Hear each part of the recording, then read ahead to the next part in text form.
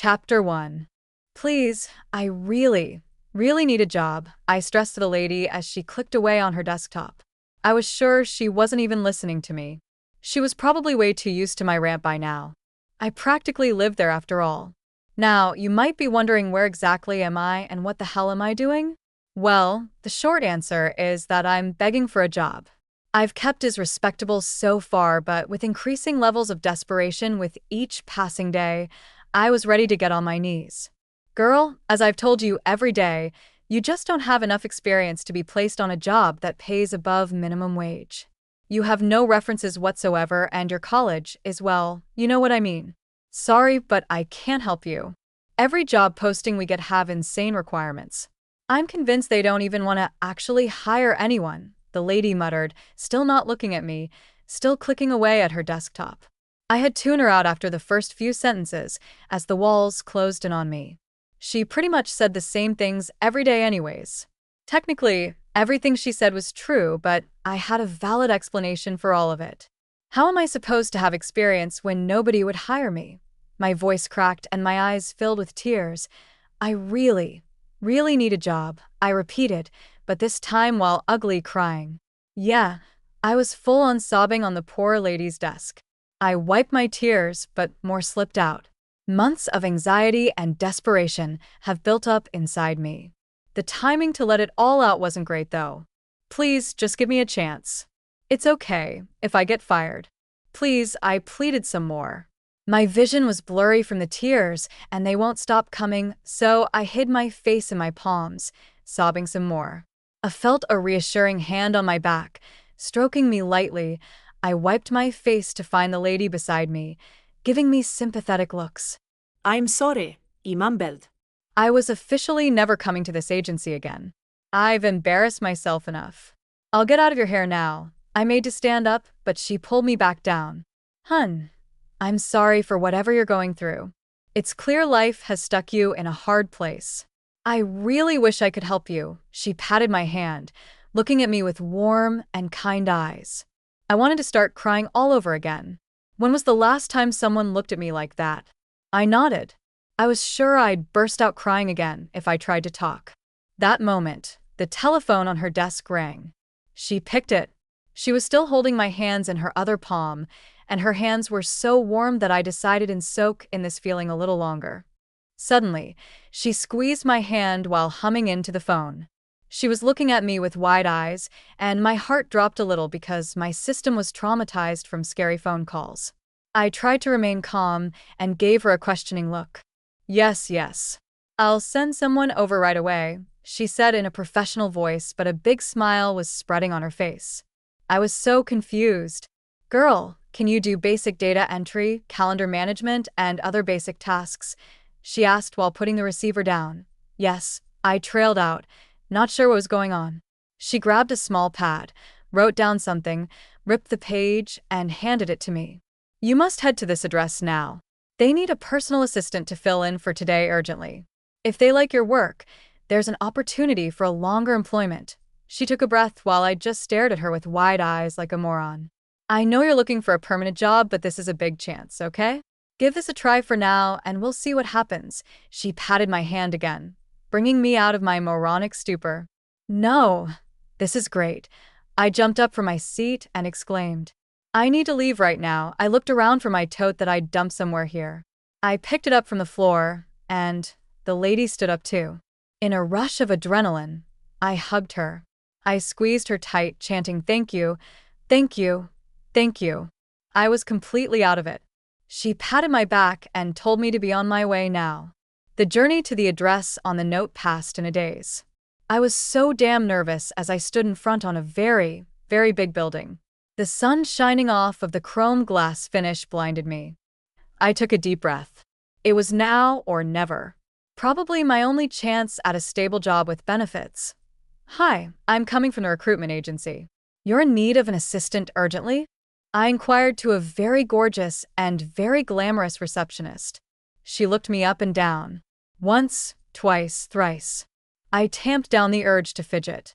Yes, sure. Head to the 17th floor and ask for Margaret, she said in a nonchalant way, already walking away from me before her sentence even finished. I had a feeling she didn't approve of me. It was true that I was not looking my best since all I was planning on doing today was camping out in the agency and pleading for a job. I was wearing a gray skirt and white tank top with white sneakers. My hair in a braid. Well, at least it wasn't pajamas. As dazed as I was on the ride over, I had done my best to do damage control on my face. That crying fest back at the agency definitely left some traces. I checked my face and my hair one more time in the elevator mirror as it rode up. It wasn't very crowded as it was probably lunchtime now, so that gave me a chance to pull myself together. The elevator dinged open, and I stepped out into the 17th floor with a deep breath. It was peaceful here too. Shiny white marble floor. Dark wood finishes and golden light fixtures.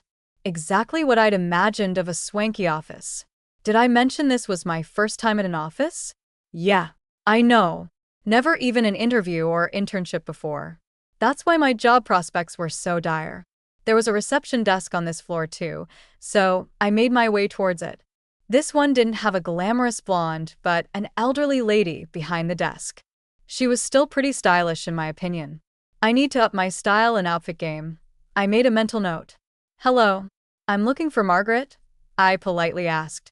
And who might you be? She glanced at me over her cat-eye glasses. I'm for the recruitment agency. You asked for an assistant urgently? I repeated the same thing I had said to the other receptionist. This one also looked me up and down, her brows slightly rising. Yeah, my attire was not work-appropriate at all. Great start, me. You can sit over there, I'll call for you all in a minute. She pointed towards a sitting area to the right. There were already 3 women sitting there. As I approached, my heart sank a little bit because all 3 women wore dresses and business suits with pointy high heels and sleek buns. Saying I looked frumpy as hell compared to them would be an understatement of the century. I sat down at a little distance from them and took deep breaths, trying to get rid of the sinking feeling. One of them scoffed at me, and the other 2 had little smirks on their faces. I gave them a weak smile, knowing they were mocking me. They were obviously more suitable for this place, and it was so obvious. Why was I even here? Calm down, let's at least see today through. I had no idea what kind of qualifications they were looking for or what kind of work I'd be doing. Assistant was a very vague term, I realized. I had done a quick search of the company on my ride over, and they were a strategy and risk advisory firm. I was not sure what that meant fully, but apparently they were pretty high-end and only work with a small and very exclusive clientele. I just hoped that the work was something I could actually do. Miss Margaret, are they here? A dominant male voice pulled my attention towards the reception desk where a hunk was standing in a tailored suit. He was very good-looking, but in a rough kind of way. With midnight black hair, light stubble, and glacial blue eyes, I guess that's what they called tall, dark, and handsome. Yes, sir, the clients are here, and so are the assistant candidates. She pointed towards where we were sitting. I swear he grimaced before turning to face us fully. But now he had a professional, tight-lipped smile. Hello, ladies. Pleasure to meet you. His gaze did a quick sweep over us. Thank God it did not stop on me, or my clothes. You should interview them after the meeting, Margaret told him, but he was gazing at us with a calculative look in his eyes.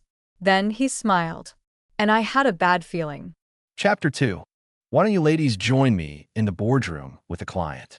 Get to know the work right away. I ended on a question mark, but it was not a question. They were joining me on this meeting. It's better to throw them in the deep end and choose the one who survives. My personal philosophy. Mr. North, I don't think that's a good idea. It's a very important client. Margaret was flabbergasted. All the more reason. Come on, ladies. I turned to make my way towards the boardroom. Yes, they were an important client, but Adrian was my friend, so I knew he wouldn't be too offended. I was not going to sit through interview hell and listen to polished and practiced answers. While there's nothing wrong with those, it's not what I'm looking for. I heard a chirp of "Yes, Mr. North," and heels clicking behind me as I entered the boardroom. Margaret came too and directed the candidates to their seats. I met up with Adrian, and we both settled into our seats after greetings. The lights dimmed, and the projector screen lit up. We'll start the meeting now. Adrian's assistant stood up and moved to the front. The first slide bloomed across the screen, and we all focused on the guy. As you know, one of Lux's Views project is a premium housing society He began flipping through the slides which showed various sales data for the project since its inception a year and a half ago. The numbers started out great, but were gradually declining in each report. We've built a reputation for luxury living and exclusivity, but over the past year, sales have declined.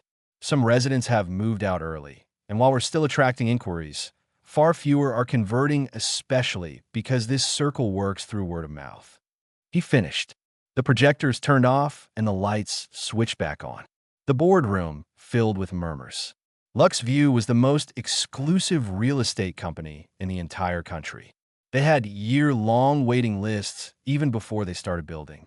The housing society in question was even more exclusive, attracting politicians and celebrities. We have tried every marketing strategy in the books, but nothing's working, Adrian said on a sigh. It was probably bruising his ego very badly right now. That man did not like failure. That's why you're here, I stated and turned toward the candidates.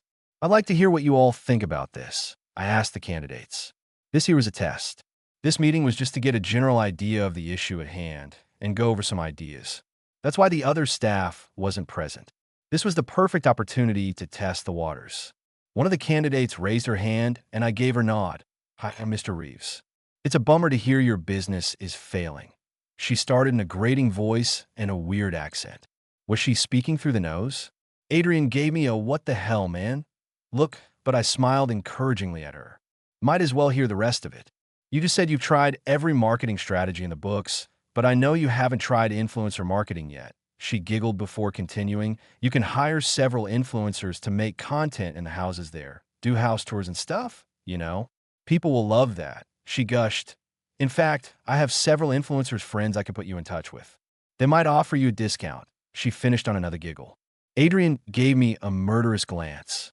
Thank God none of the other staff was present here, or my reputation wouldn't have survived. This stupid idea wasn't even worth consideration, because it might have worked for, say, a beauty or food brand, but a fucking premium real estate housing society. No. Celebrities and politicians do not follow influencers. Okay, miss, we'll consider it. Anybody else? I just wanted to dismiss all of them, but Margaret will be furious if I did that, so I needed a valid reason. Another assistant raised her hand, and I signaled her to go ahead. I think repositioning the society as a lifestyle destination could help.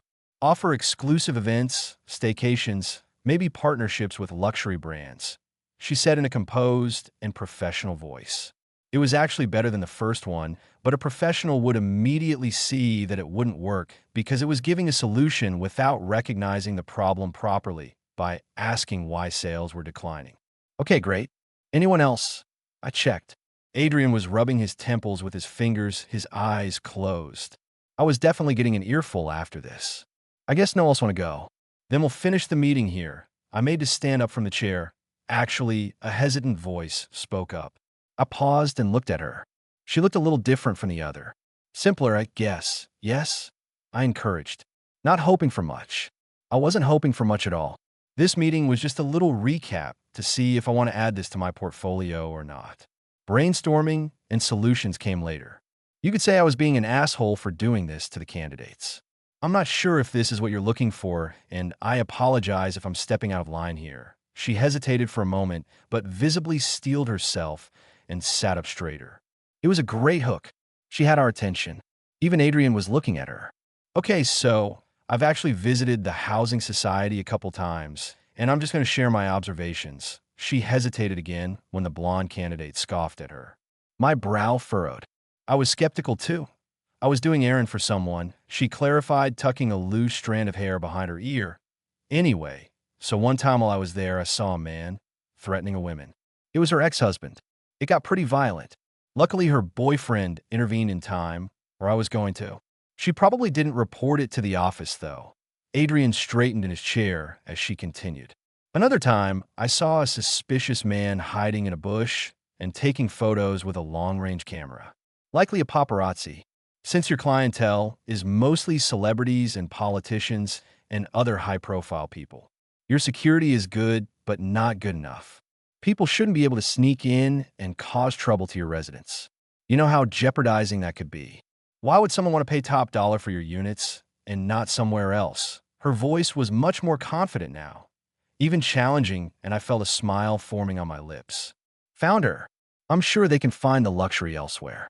In my opinion, you should work on the security. If you investigate the timeline around when the residents left, I'm sure you'd find clues. My suggestion is a rebrand to offer a sanctuary where extraordinary people can have normal lives. She finished and took a deep breath. I had an insane urge to start cackling, but I tamped it down. It's been a long time since I've felt such euphoria. Adrian was looking at me bewildered. What just happened? Look. I winked at him. Okay, now we'll end the meeting here. You will be asked to sign an NDA since the contents of this meeting is highly private. I hope you cooperate. I smiled at them politely as I left the room with Adrian on my heels. Margaret, hire the girl with black hair. The one in the skirt, I said over the phone as soon as I entered my office. What the hell, man? What was that? Adrian said gruffly while stomping on my carpet and plopping down on the guest chair. Look, I'm sorry, I sighed, rubbing my temples. I just didn't want to interview the new assistant candidates. But thanks to you, I found the perfect person for the job. I grinned at him, moving a bar and pouring half a finger whiskey for us both. I was gonna hire her if you didn't, he huffed. She better be all over this project or I'll be mad. He pouted like a teenage girl when I handed him the whiskey glass. I huffed a laugh. Just then Margaret entered my office after knocking. Mr. North? I nodded at her to come in. This must be important because she almost always communicated via landline only. I just wanted to confirm what you asked me to do just now. Are you sure that's who you want to hire? My head tilted at her visible distress. I frowned. Why? Is there something wrong with her? I asked curiously. Well, here. She handed me a document. It was a resume. That girl's resume. And well, it was underwhelming. To put it gently. Alara Chastain. 24 years old. Zero experience whatsoever. Graduated from a community college. I looked at Margaret questioningly. This person should not have been able to make it into the interview at all. Well, as you know, we work with several agencies and trust them to screen and send over the best candidates. She shrugged helplessly at the end. I'll file a complaint with the agency, she said weakly. I know she's been exhausted ever since Marlene was put on bed rest, and she had to pick up extra work to fill the gap. I was working overtime every day, too. We desperately needed extra help to finish all open projects on time. I sighed, rubbing my temples again. I had terrible migraine building up there. Forget it, I said with finality, dropping the resume on my desk and rounding the table to sit down in my chair. Hire her and put her on probation for the month. We'll see how it goes. I closed my eyes, leaning back and relaxing. I had seen potential in that girl, and I was rarely wrong about people, so I was sure this will work out well. Chapter 3. Time has slowed to a crawl when I couldn't wait for this day to be finally over. The other three women stand when Margaret calls their names. One by one, they exchange a few words. Polite smiles. Tight nods. Heels clicking away. One of the girls, the one who scoffed at me, said some sharp words before walking away. My turn now, but I stay seated. My legs wouldn't move. My fingers curl around the armrests, nails biting into fake leather. My stomach does somersaults, making me feel nauseous. Why am I still here? I should just walk away, right? No need to hear the verbal rejection. It was clear enough because if those three didn't make the cut, I was literal toast. Margaret doesn't look at me. She shuffles papers. Adjusts her glasses. The receptionist's smile is gone. This one is neutral. Professional. Dangerous. Did I say something wrong? I definitely said something wrong. My brain replays the meeting in violent little clips. The room. The scoff. The way my voice sounded too loud in my own ears. God. Why did I keep talking? Why didn't I stop? Who do I think I am, giving opinions to men in suits with glass walls and careers? I swallowed hard against my dry throat. Margaret makes her way to the inner corridor, leaving me alone in the reception area. Some more time goes by. I check my phone. No notifications. Of course not. The universe is not in the habit of offering comfort, and I didn't exactly have anyone to call or text me. Finally, Margaret comes back and clears her throat. Miss Chastain. I stand too fast. The chair legs screeching against the floor. Perfect. Just really driving the humiliation home. Yes. Hi. Sorry, I said in a rush because apparently I apologize for existing now. She studied me. Not unkindly, not warmly either. Just assessing. Like she's deciding how to deliver news. I braced. Shoulders tight, jaw locked. You can relax, she said, and that's how I know this is serious. Nobody says that when there's good news coming. You didn't do anything wrong. My pulse doesn't slow. If anything, it gets even louder. Okay, I said with a nod. I don't know what else to say. My hands are trembling. I hide them by folding them together, knuckles whitening. She gestures down the hall. Let's talk in that room. So this is how it happens, the quiet room. The gentle voice. The thank you for your time speech. I follow her anyway, because what else am I going to do? Run? It was a small office. Lived in. Files stacked neatly. A plant in the corner that looks like it's hanging on out of spite. I liked it immediately. She closed the door behind us and turned towards me, gesturing for me to sit down in the guest chair while she took the seat behind the table. You're being hired. She dropped the bomb. The sentence lands wrong. Like my brain doesn't know where to file it. I'm sorry, I say. What? Her mouth twitches. Not quite a smile yet. You're hired. You'll be put on probation for a month. Then, considering your progress, we'll discuss longer employment. The original assistant, Marlene, was put on bed rest due to complication in her pregnancy, so she's out of the office for the next 6 months. If you do well, you can replace her for the 6 months. I tune out most of her explanation. The room is tilting. Her words made no sense. There's a buzzing in my ears. Loud. Static heavy. Hired, I repeat. Slowly. Testing the word. As in me. She nods. As in you. That buzzing spikes. My chest tightens. Heat crawls up my neck, into my face. I laugh once, sharp and breathless, then clap a hand over my mouth. Oh my God, I whisper. Then, because I'm me, I said, are you sure? Am I stupid or what? She actually smiles now. Full. Real. I'm quite sure. I blink. Hard. My eyes sting. Nope. Not doing this. Not here, but my resume, I blurt. It's awful. I know it's awful. I didn't mean to misrepresent anything. I swear, I just... Elara. She says my name gently, and it stops me from spiraling. We've seen your resume. Mr. North has as well. That should terrify me. It does a little. But she keeps going. He's aware of your background. Your lack of traditional experience. That's why this is a probationary role. Expectations will be high. Of course they will be. My stomach flips again. You'll report directly to him, she adds. Long hours. Demanding work. There's no room for mistakes. My spine straightens without my permission. I can do that. She studies me again. Something like amusement flickers across her face. I believe you can. I noted too fast. I probably looked like a bauble doll. Thank you. I mean it. I won't disappoint you. She slides a folder across the desk. Offer letter. Conditions. Serious stuff. I'm hired. The word hits harder than everything else. I sign where she points. My hand shakes so badly my signature looks like it's trying to escape the page. She pretends not to notice. I love her for that. When I leave the office, the hallway looks different. Brighter. Or maybe I'm just not staring at the floor anymore. The elevator ride down is a blur. I clutch the folder to my chest like someone might try to take it away from me. It's proof this really happened. Outside, the air hits me full force. I suck it in. Too much. I laugh again. A little hysterical this time. I looked around me. Life feels brighter now when it was so dull and gray just a few hours ago. Somewhere along the way I stop at the bakery. I don't remember deciding to. I just do. I buy a slice of cake I can't afford and drop it off at the hiring agency with a thank you that comes out strangled and wet-eyed. The lady laughs and tells me to breathe. I nod. I forget how.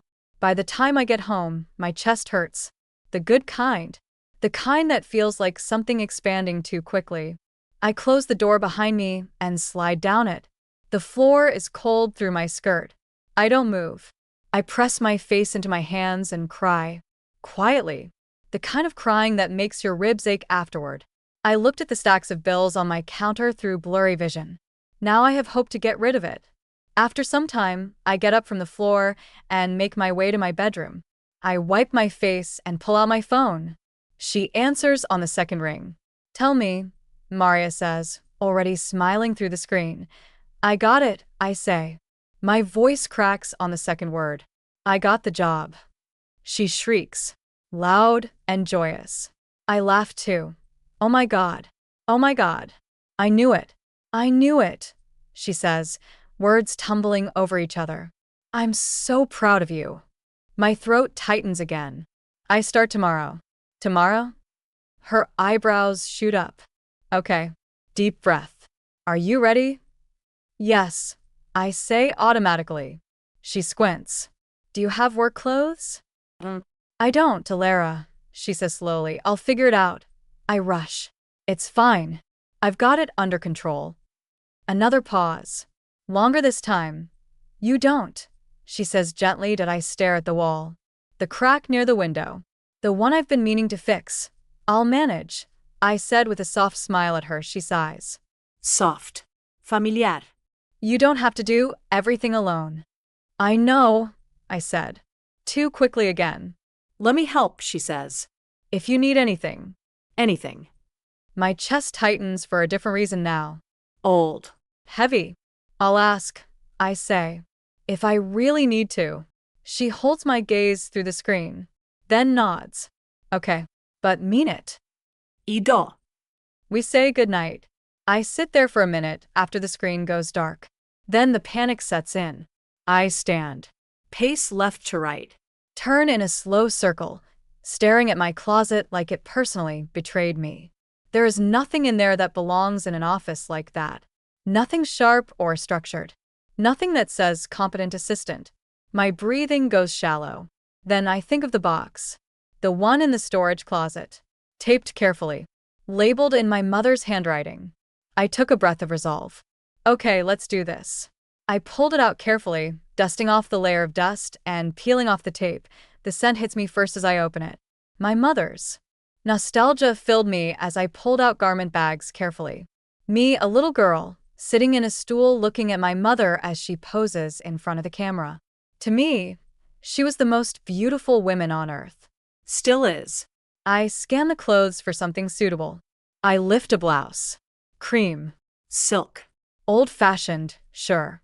But clean. Professional. My chest tightens again.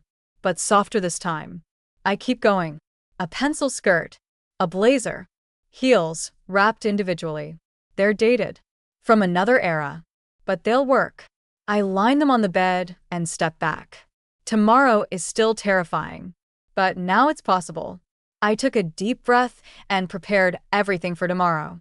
As I laid down in bed to sleep, the doubt starts creeping in. I stared at the ceiling. Will I be able to pull this off? My heart won't slow. My mind won't either. What if I fail? What if he sees through me? What if this was a mistake? The questions won't stop. Neither does the hope that it's just fine. And somehow, against all logic, I fall asleep anyway. Chapter 4. A quiet knock landed against my door. "Come in," I said, eyes still on my screen. I didn't look up when she entered. I didn't need to. My calendar was already bleeding red blocks. The morning had derailed before 9, and I was still compensating for the absence Marlene had left behind like a missing limb. "Move the Reeves call to Thursday," I said, scrolling. "Afternoon. Cancel lunch with legal. Hold the wisteria files, and I've already done that." She hadn't interrupted me. Not really. She'd waited for the exact fraction of a second where my sentence ended and breath began. My finger froze on the trackpad. I stared at the screen. The calendar was clean. Alarmingly so. No overlaps. No rogue alerts. The Reeves call sat exactly where I would have put it myself, down to the buffer. And have finance send over the... I stopped. Jaw tightening. "You've done that too." Yes. That alone was unsettling. My calendar had been a disaster since Marlene went on leave. Margaret meant well, but she treated technology like a personal enemy. I'd taken over myself, which meant the mess was mine. Controlled chaos, but chaos nonetheless. This wasn't chaos. This was precision. I leaned back slowly and finally looked at her. She stood a few feet from my desk, hands folded loosely in front of her, posture attentive without being rigid. No frantic fidetin. No overcorrection. She looked ready to move, if needed, or to stand still if told. My gaze snagged on the dress before it reached her face. Sky blue. Bright. Structured but soft. Paired with a coat in the same shade. Entirely wrong decade, though. My office was grayscale by design. Glass, steel, black leather. She looked like she'd wandered in from another timeline. A bright pop of color where none belonged. She didn't belong here. And yet, what about the Wisteria's summary? She asked. Did you want it framed as numbers only? Or with context? That made me turn fully toward her. Most assistants defaulted to numbers, or drown me in explanation to prove initiative. She hadn't done either. She'd paused, left the choice with me. Numbers, I said automatically, then stopped. The Wisteria situation wasn't clean. Anyone competent would know that. And context, I added. Concise. She nodded once and turned to leave. I smiled at my empty office. I made the right choice, but I spoke too soon. The rest of the morning refused to cooperate. She booked the boardroom 5 minutes too short. I corrected her. She fixed it immediately and adjusted every future meeting buffer without comment. She handed me a tablet before the strategy review instead of printed briefs. I slid it back across the desk without a word. 10 minutes later, printed documents appeared, aligned perfectly. No apology. No explanation. She copied me on an internal email she shouldn't have. Once, I flagged it. She acknowledged it in a single line and never repeated the mistake. Each error hit my nerves like a spark. Irritation rose fast and sharp. Muscle memory kicking in. Years of assistants who argued back, sulked, or took correction as a personal slight. Even Marlene had pushback sometimes. 3 years and 2 months of history earned her that luxury. This one didn't. She listened, adjusted, moved on. By noon, my shoulders ached from being held too tight. My jaw hurt. I realized I hadn't unclenched it in hours. She appeared with water while I was reviewing a contract on the couch near the window. I glanced up just as her foot caught on the edge of the rug. The glass tipped. Time slowed in the most unhelpful way. Cold water splashed directly onto my lap. She froze. I froze. Oh my God, she said, voice pitching upward into panic. I'm so sorry. She lunged forward, napkins in hand, kneeling between my knees to dab frantically at my trousers. Too close. Dangerously close. Her hand brushed higher than it should have. I stood up abruptly. She squeaked and scrambled backward, nearly falling over herself. Her face drained of color. Am I fired? The question came out thin and terrified. I stared at her, ice cold water dripping down my pant leg, irritation flaring so sharp it had nowhere to go. Leave, I said flatly. Her eyes widened. Oh, okay, yes, she bolted. I stood there, soaked, staring at the door long after it closed. An hour later, I heard a sound that made my temples throb. The printer. Specifically, the sound it makes right before disaster. Then silence. And then I looked out through my glass wall. She stood near the printer, frozen. Like someone turned her into stone. Then she turned towards me, and I choked on a cough. Her face was partially black. Ink. Thick and unmistakable printer ink, smeared across her cheekbone and nose like war paint. I sighed and left my office. She blinked at me. I think I made it worse. I closed my eyes, rubbing me temples. Why were you inside the printer? It jammed, she said quickly. And I thought, maybe the cartridge. I handed her a tissue without looking. She took it, blotting ineffectively, leaving streaks instead of fixing anything. I'm sorry, she said again, quieter now. I know I'm messing up. I really need this job. Something in her voice snagged. I opened my eyes. She looked wrecked, nervous, smudged, trying too hard not to cry. You're not fired, I said. Her head snapped up. I'm not. You're up, You're learning. Relief hit her so fast it made her sway. Thank you, she whispered. She turned to leave, then paused. Oh, and the printer's still jammed. Of course it was. By the time she brought my coffee, black, no sugar, placed exactly where I liked it, I was too tired to be angry. You don't need to ask before following up with vendors, I said, scanning emails. If it's routine, handle it. Okay. 10 minutes later, she hovered at the door. I sighed. What is it? This one didn't look routine, she said, holding out an invoice. I took it. The discrepancy was subtle, easy to miss. My chest loosened a fraction. Good catch, I said. Her mouth curved briefly. Gone just as fast. The afternoon continued like that. Uneven, chaotic, productive.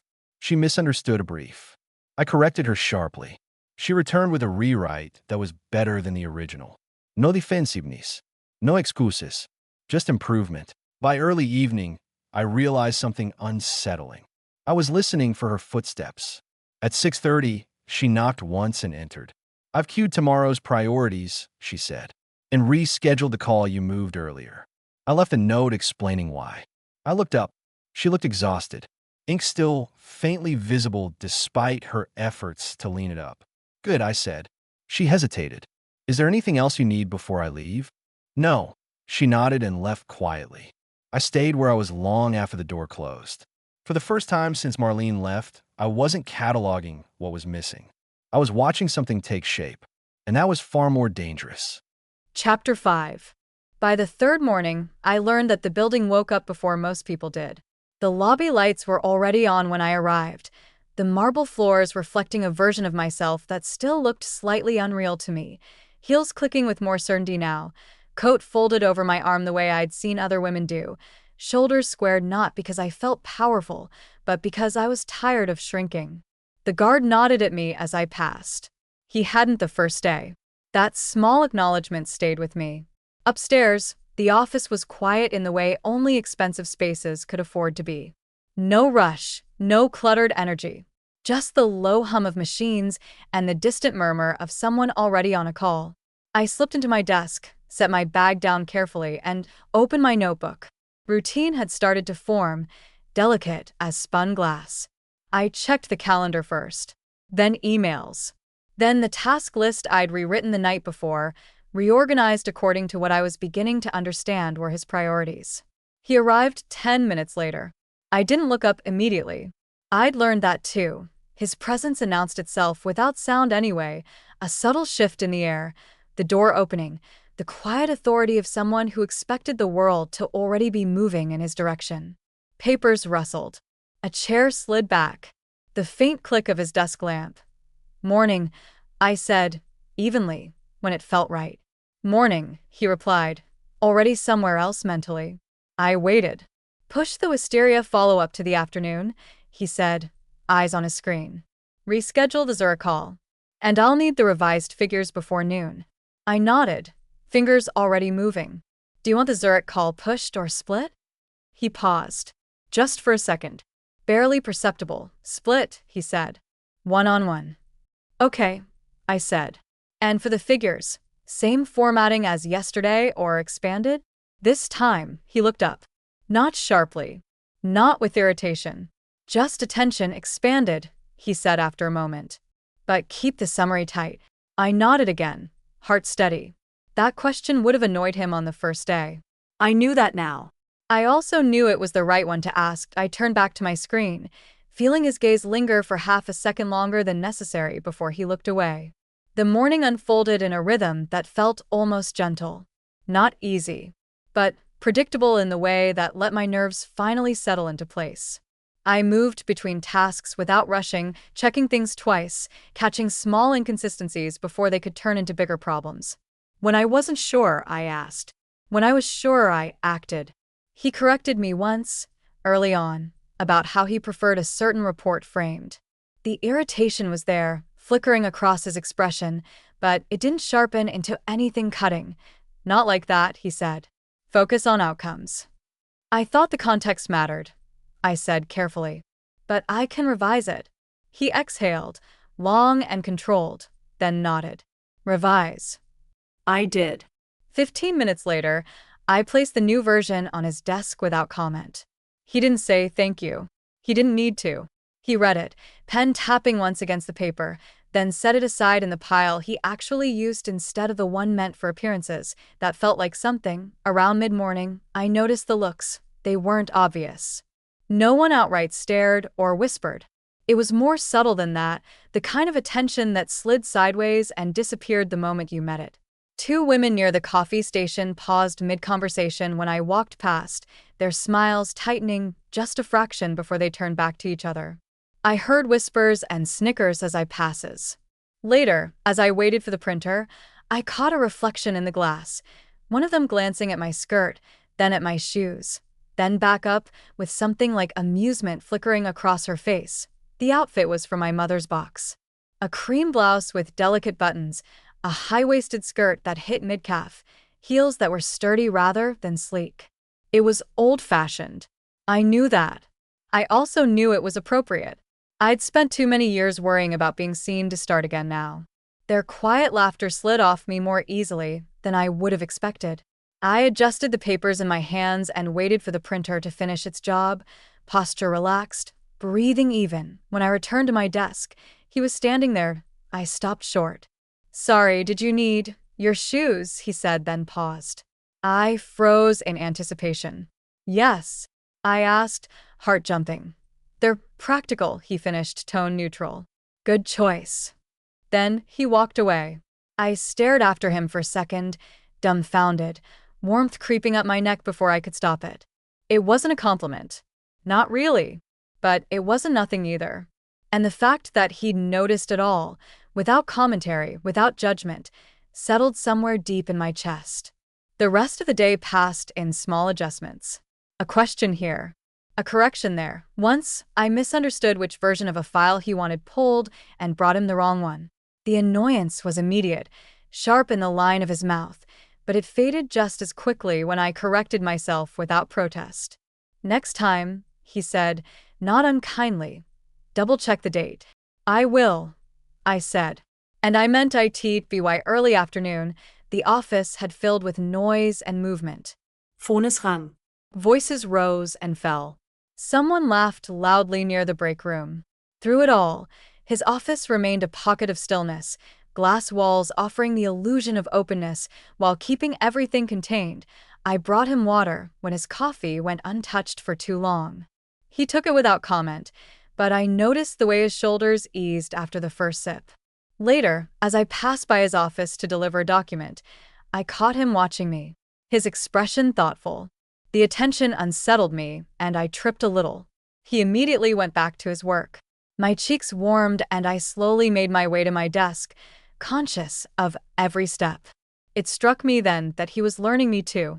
Not in the obvious ways. Not by asking questions or offering feedback beyond what was necessary, but by noticing patterns. How I moved, how I worked, how I responded under pressure. The realization was oddly grounding. As the day wound down, the office softened again, energy draining away as people packed up and filtered out. I organized my desk, aligning everything carefully, then reviewed the next day's schedule one last time. At 6:30, I knocked once on his door and stepped inside. "I've queued tomorrow's priorities," I said, "and flagged the calls that might need extra prep." He looked up, eyes tired but focused. "Good." I hesitated, then asked, "Do you want me to stay later tomorrow for the Zurich follow-up?" He considered it. Really considered it. "No," he said finally. "Not necessary." "Okay," I said. I gathered my coat and bag, then paused at the door. "Have a good evening." "You too," he replied, already back to work. The door closed behind me, leaving him alone in his office and me standing in the quiet hallway. The space felt larger than it had that morning, stretched out by the day we'd filled together. Chapter 6. 2 weeks in, the office no longer felt like a place I had to brace myself against. It wasn't comfortable in the way warm kitchens or familiar couches were comfortable, but it had settled into something steady, something predictable. The kind of predictability that didn't ask for constant vigilance. I arrived early out of habit now, not anxiety, my steps echoing softly through the lobby as the building stretched itself awake around me. The security guard nodded when I passed. I nodded back. It was still strange how much that small recognition mattered to me. Upstairs, the office was quiet as always. I shrugged off my coat, set my bag down, and opened my notebook, flipping to the page where I'd rewritten the day's priorities the night before. Not in the order they'd come in, but in the order I knew he'd want them handled. Calendar first. Then emails. Then the documents I'd flagged for review. Routine had begun to feel like muscle memory. He arrived 10 minutes later. As he usually did, the sound of his footsteps measured and unhurried. I didn't look up immediately. I'd learned that too. He liked efficiency, not ceremony. "Morning," he said, already seated. "Morning," I replied, eyes still on the screen. "Move the Zurich follow-up to tomorrow," he said. "I want more time with the figures. And flag the wisteria notes. We'll need to revisit those this afternoon." I nodded, fingers moving across the keyboard. "Do you want the wisteria summary framed the same way as last time, or?" "Same," he said, clipped. I paused. The hesitation stayed neatly tucked behind my ribs. "Okay," I said, then added, carefully measured, "there is one thing I wanted to suggest." That did it. He looked up, attention snapping into place like a door closing quietly. "What?" "If we restructure the summary to lead with the risk projections instead of the revenue," I said, keeping my voice even, "it might address the concerns up front. It could streamline the discussion." The silence that followed wasn't long, but it was dense. "No," he said finally. "We'll keep it as is." The dismissal was clean. No invitation for debate. No softening around the edges. "Understood," I said immediately and turned back to my screen. There was no embarrassment this time, no flush creeping up my neck. Just a quiet acknowledgement filed away for later, if later ever came. I focused on my work, letting the rhythm carry me forward again. By mid-morning, the office had filled with sound and movement. I moved between tasks easily now, answering questions, redirecting calls, handling small issues before they could grow into bigger ones. When I wasn't sure, I asked. When I was sure, I acted. The notification came, without ceremony. My phone vibrated once, then again, tucked beside my notebook. I ignored it at first, assuming it was another calendar sync or an email alert. It wasn't until the third vibration that I glanced down, mildly annoyed. My bank's name stared back at me. I hesitated for half a second before opening it. Deposit received. The numbers felt unreal at first, like they belonged to someone else. Someone steadier. Someone with a life that moved forward instead of holding its breath. My chest tightened suddenly, breath catching before I could stop it. Heat rushed behind my eyes, so fast it startled me. I lowered my gaze to the desk, blinking hard, forcing myself to breathe slowly until the moment passed. It was just a salary. Something normal. Something unremarkable to most people, but to me, it felt like proof. Proof that I was here. That this wasn't borrowed or temporary or about to vanish the second I relaxed. I folded my hands together, grounding myself in the cool surface of the desk until the tightness eased. When I looked at the phone again, the numbers were still there. Still mine. I slipped it back into my bag and returned to work, focus sharper now, steadier.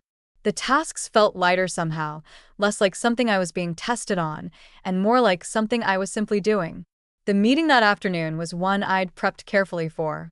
I entered the boardroom ahead of everyone else, setting up the materials, aligning chairs, checking the screen twice.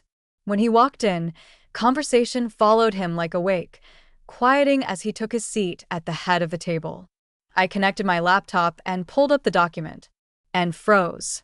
The summary was different. Not dramatically. Not enough that anyone else would notice without context.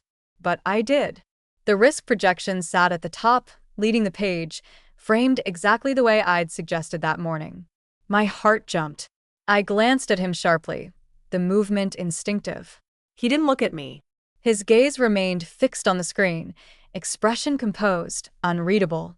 But the corner of his mouth twitched. Just slightly.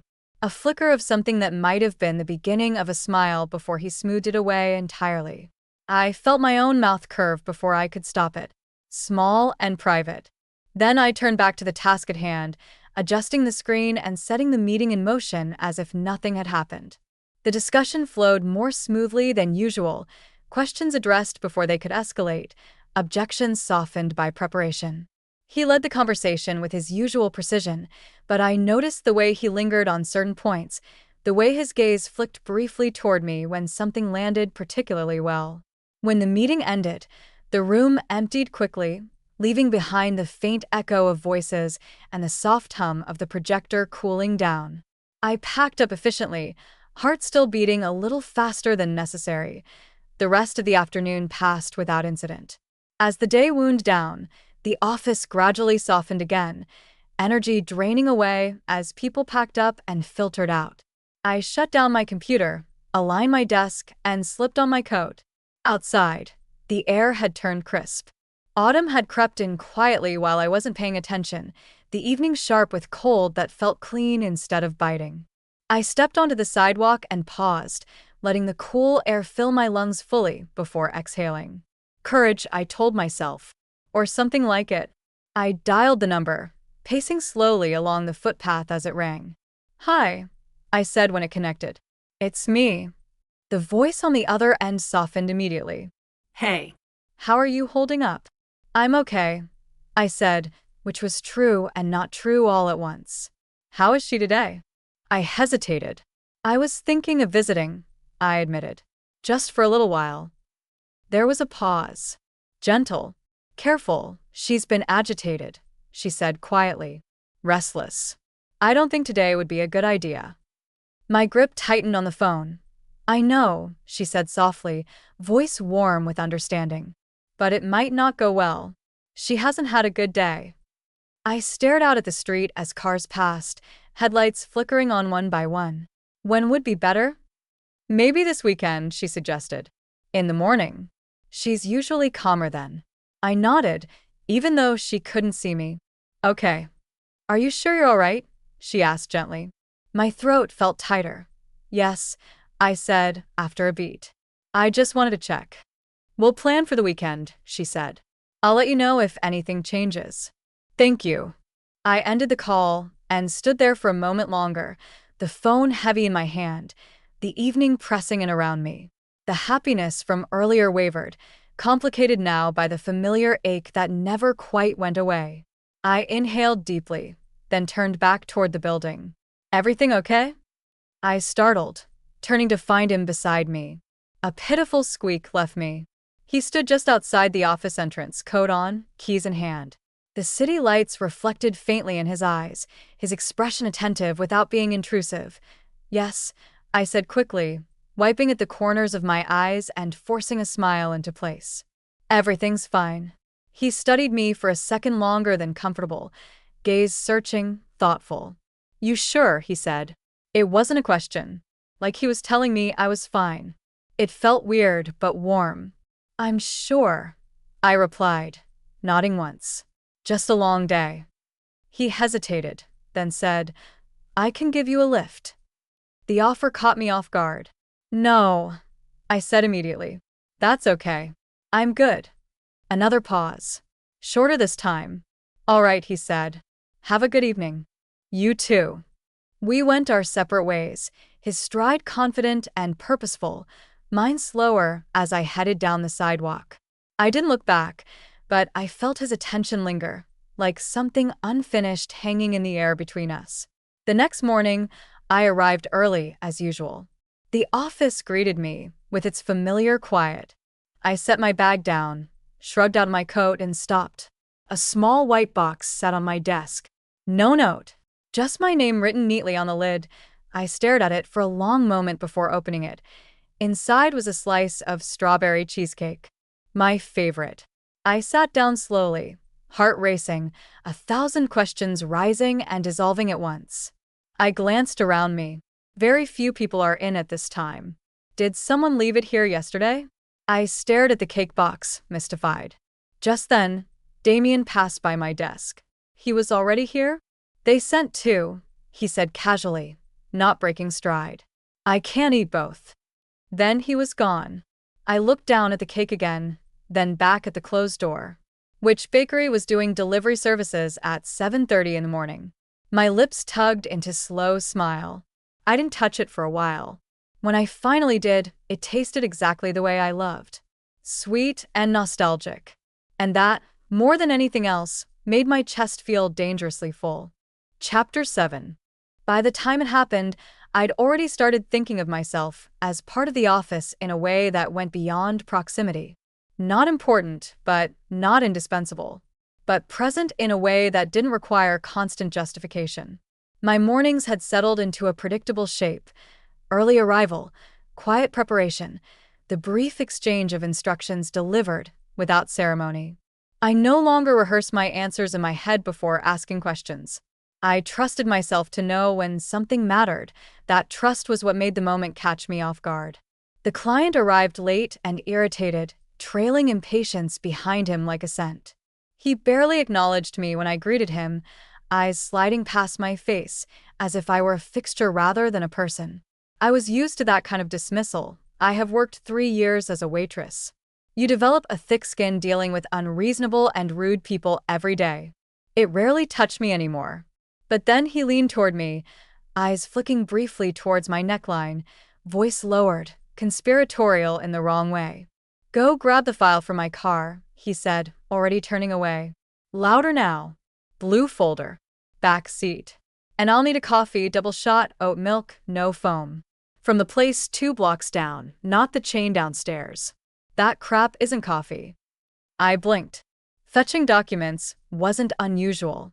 Coffee requests weren't unheard of either, though they usually came with a please, or at least an awareness that I had a job beyond errand running.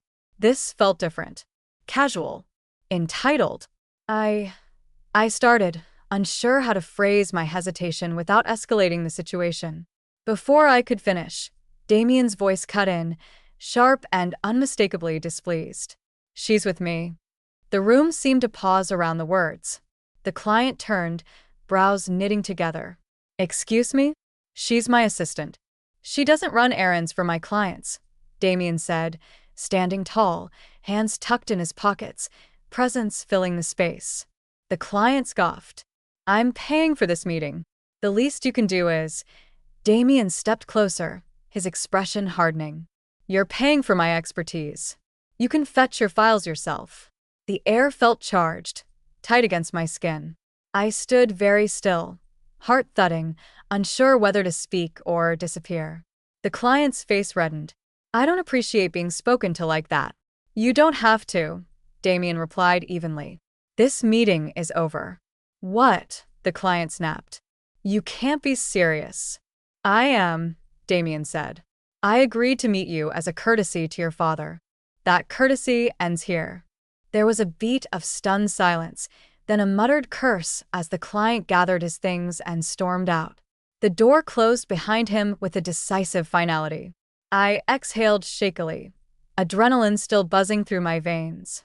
"I'm sorry," I said quietly, the words spilling out before I could stop them. "I didn't mean to cause." He turned on me so quickly I flinched. "Don't," he said, voice low but intense. "Don't apologize for that." I swallowed. I could have done it. It's fine." His jaw tightened. "No." "It's not." The silence stretched, heavy and uncomfortable. "You need to stop thinking of yourself as expendable," he said finally, anger simmering beneath the surface. "Learn to speak up, and do not let yourself get disrespected like that again." The words landed harder than I expected. I nodded, unsure what to say, a knot forming in my chest that felt suspiciously like hurt. "I didn't mean—" I tried again. "I know," he said, already turning away, the conversation apparently over. My shift ended an hour later. I left without another word, the exchange replaying in my mind as I walked home. I understood what he'd meant. I did. But understanding didn't erase the sting of being scolded like a child, even if it came wrapped in defense. That night, sleep came fitfully. The next morning, I didn't go to the office. Not because I didn't want to, but because Margaret called me before I'd even finished my first cup of coffee. "He's not coming in today," she said without preamble. "Oh," I replied, a flicker of concern sparking. "Is everything okay?" "He's done well," she said delicately. "He asked that you work from his place today." My stomach dropped. From his house. Yes, she said, already sounding amused. I'll send you the address. Take everything you need. I stared at my phone long after the call ended, address blinking on the screen. This was new, unexpected, intimate in a way that made my pulse quicken with nerves. His building was quieter than I'd imagined, tucked away behind a row of trees just beginning to shed their leaves. I rang the bell and waited, adjusting my coat, heart pounding. The door opened slowly. For a moment, I barely recognized him. His hair was unstyled, falling into his eyes. His shirt was wrinkled, collar undone, sleeves pushed up carelessly. His face was pale, shadows beneath his eyes giving him a worn, almost boyish look. You look, I started, then stopped myself. Sick. He huffed a weak laugh. How astute of you. Inside, the space was minimalist but lived in. Clean lines softened by the faint chaos of someone who spent more time working than decorating. He moved stiffly, coughing once as he gestured toward the dining table. Set up there, he said. We've got a lot to get through. He tried to work, really tried, but his focus slipped, fingers hovering over the keyboard as if the letters refused to stay in place. He misread an email, missed a detail he'd never overlook. A few times, I caught him simply staring at his screen, completely zoned out. Mr. North, I took a deep breath, finding courage. Damien, I said gently after the third mistake. You need to lie down. I'm fine, he snapped, then winced, pressing a hand to his temple. You're not, I said, firmer now. And this isn't productive. I don't have time. Yes, you do, I said, my voice rising despite myself. Go to bed. Take your medication. I'll handle it. He stared at me, stunned.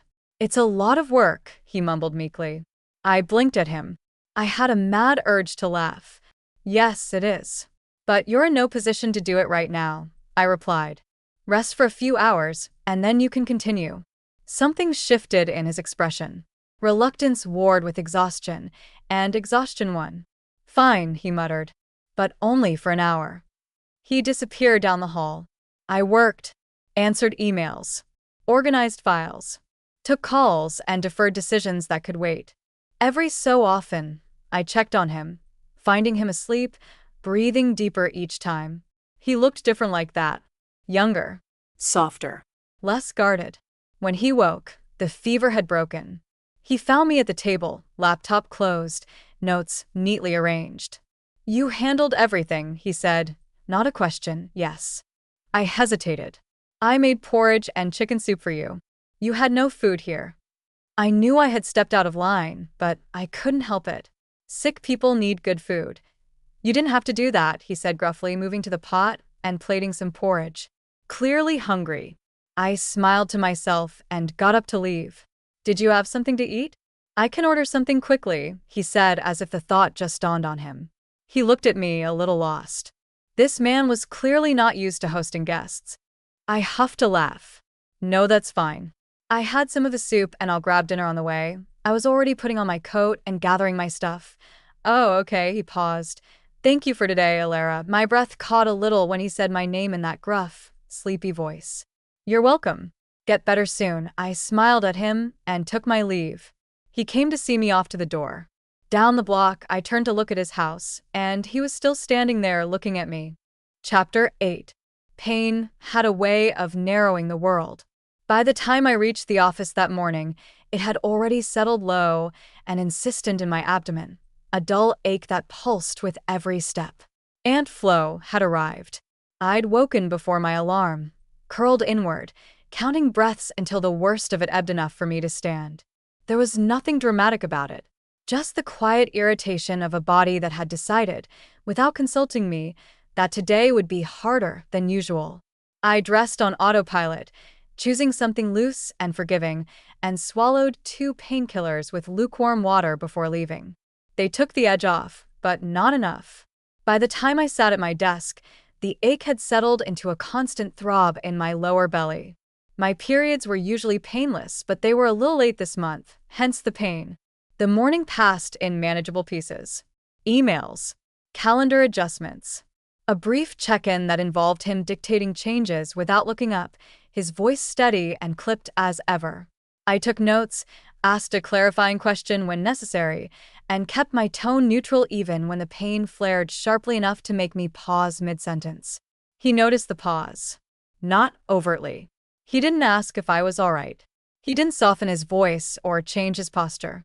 But his gaze lifted briefly from his screen, sharp and assessing, before returning to whatever he'd been reviewing. "Anything else?" he asked. "No," I said quickly. "That's all." He nodded once and dismissed me with a small wave of his hand. By mid-morning. The pain had crept higher, wrapping itself around my lower back like a slow, deliberate tightening. I stood at the printer, arms folded loosely across my stomach, willing the machine to cooperate. It didn't. The paper jammed halfway through a document, the printer emitting a series of cheerful beeps that felt deeply inappropriate given the circumstances. I stared at it for a long moment, jaw clenched, before crouching to open the side panel. The paper refused to budge. I tugged again, more forcefully this time, pain flaring sharp enough to make me hiss under my breath. When the paper finally tore, leaving half of it still lodged inside, something in me snapped. I kicked the side of the printer. Not hard enough to do damage, but hard enough to feel satisfying, and muttered, "Fucking stupid, dumb machine." There was a cough behind me. I froze. Slowly, I straightened, turning just enough to see him standing a few feet away, arms crossed loosely over his chest. His expression was carefully neutral, but his eyes were bright with amusement. Not broad, not obvious. Just a flicker at the edges, the corner of his mouth twitching, as if he were fighting it. Mortification washed over me in a hot wave. I started, then stopped, heat creeping up my neck. Sorry. That was effective, he said, interrupting me. I blinked. The kick, he clarified, nodding toward the printer. It usually responds better to threats, but physical intimidation works too. For a split second, I forgot how to breathe. Then he turned and walked away, leaving me standing there, heart racing, confusion buzzing through my veins. I stared after him, replaying the moment in my head, searching for some explanation that made sense. Was that a joke? The printer whirred back to life behind me, spitting out the rest of the document, as if nothing had happened. I gathered the papers with hands that trembled slightly, my pulse still unsteady. The ache in my body receded into the background, replaced by a different kind of awareness entirely. The rest of the day passed in a haze. I moved through tasks efficiently, though my patience wore thin as the hours dragged on. I declined lunch without comment, sipping water instead, hoping it might ease the nausea that had settled in. When I stood too quickly, the room tilted briefly, and I had to steady myself against the desk. He noticed that too. Again, nothing obvious. No questions. No fuss. But when he handed me a file later that afternoon, his fingers brushed mine briefly, grounding me in a way that felt disproportionate to the contact. "Sit," he said quietly, gesturing toward the chair. It wasn't a suggestion.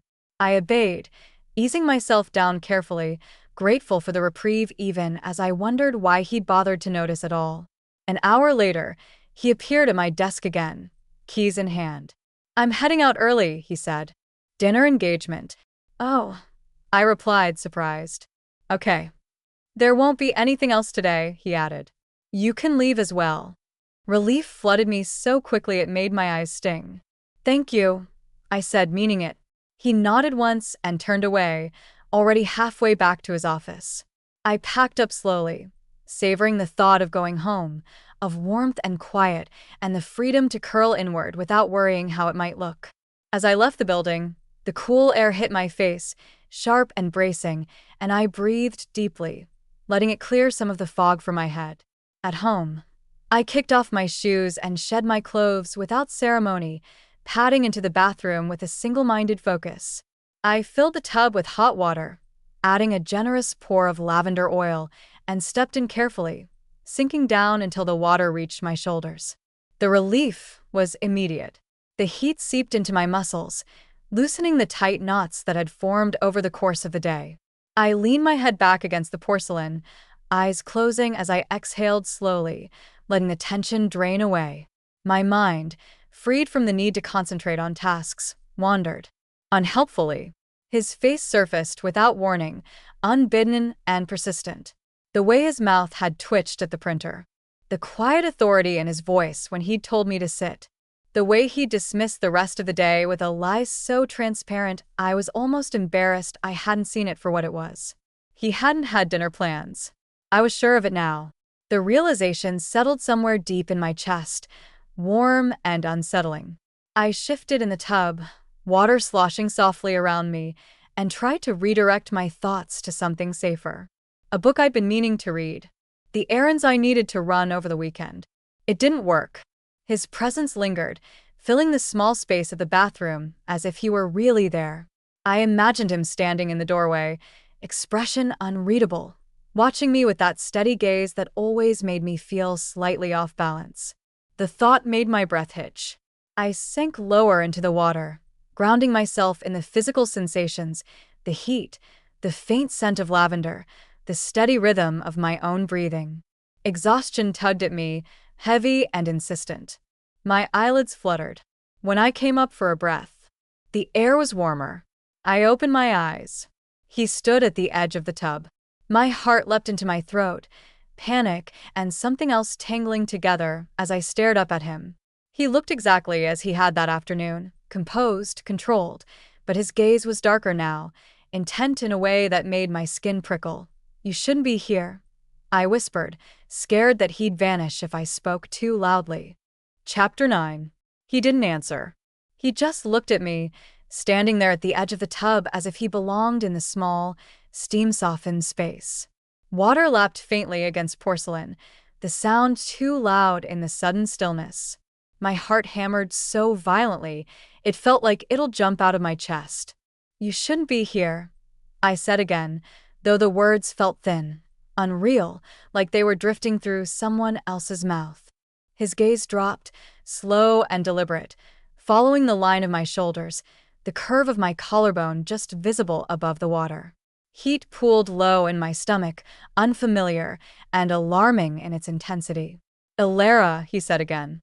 He stepped closer. The air seemed to thicken, every breath heavy with anticipation. When he reached for me, his hand closed around my wrist gently but firmly, anchoring me in place. The contact sent a sharp jolt through me, awareness flaring bright and uncontrollable. I should have pulled away. I didn't. He leaned down, his other hand bracing against the edge of the tub, caging me in without touching anywhere else. The nearness was overwhelming, his warmth, his scent, the way his attention narrowed until there was nothing else in the room but us.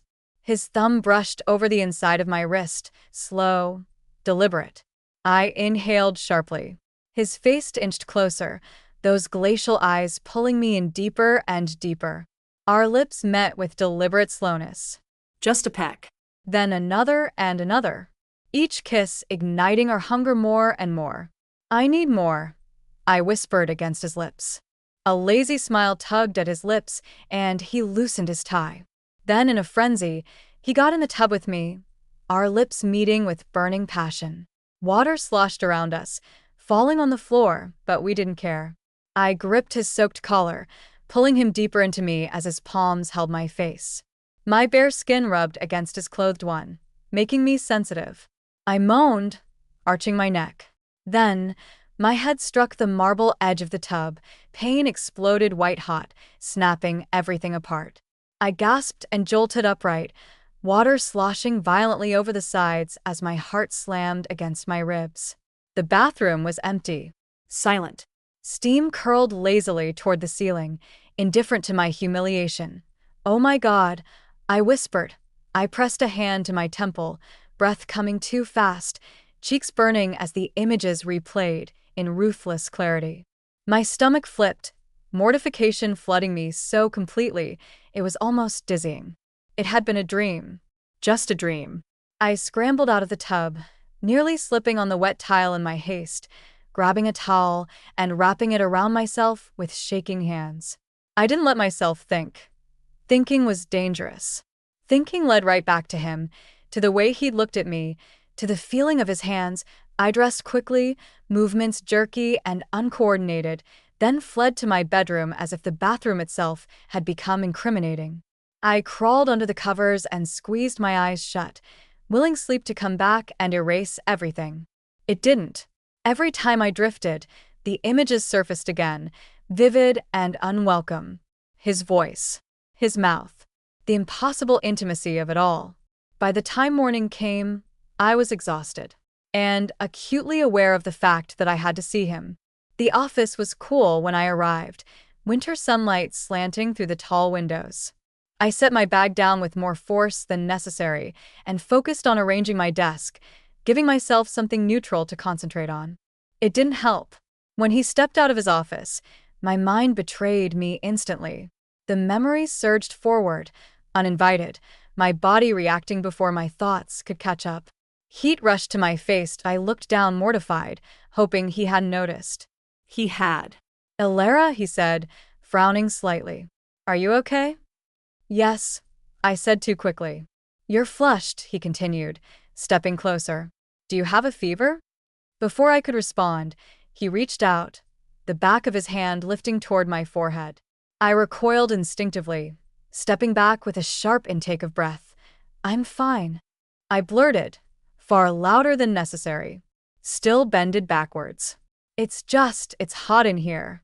The words echoed awkwardly in the otherwise quiet space. He blinked, confusion flickering across his face. "It's winter," he said slowly, his hand receding back to his side. "And the thermostat is set to. I'm just running warm today," I interrupted, mortification climbing higher. "Really?" I've fine. He studied me for a moment longer, eyes searching, then nodded once. "All right," he said. "Let me know if you need anything." He turned away, apparently accepting the explanation, though his expression remained thoughtful. I sank into my chair, heart still racing, willing my face to cool. The rest of the morning passed without incident, though I found it difficult to focus. Every time he spoke, my attention sharpened painfully. Every time he moved closer, my pulse spiked. I told myself it would fade. It didn't. Just before lunch, he appeared at my desk again, jacket already draped over his arm. "We have dinner tonight," he said. "With a client. I'll need you there." My stomach twisted. "Oh." "Okay. I'll have something sent over," he added. "Wear it." I hesitated. "Sent over." "A dress," he clarified, already turning away. "Standard protocol." Protocol. The word stung more than it should have. I watched him disappear into his office, my mind spinning. Of course. It made sense.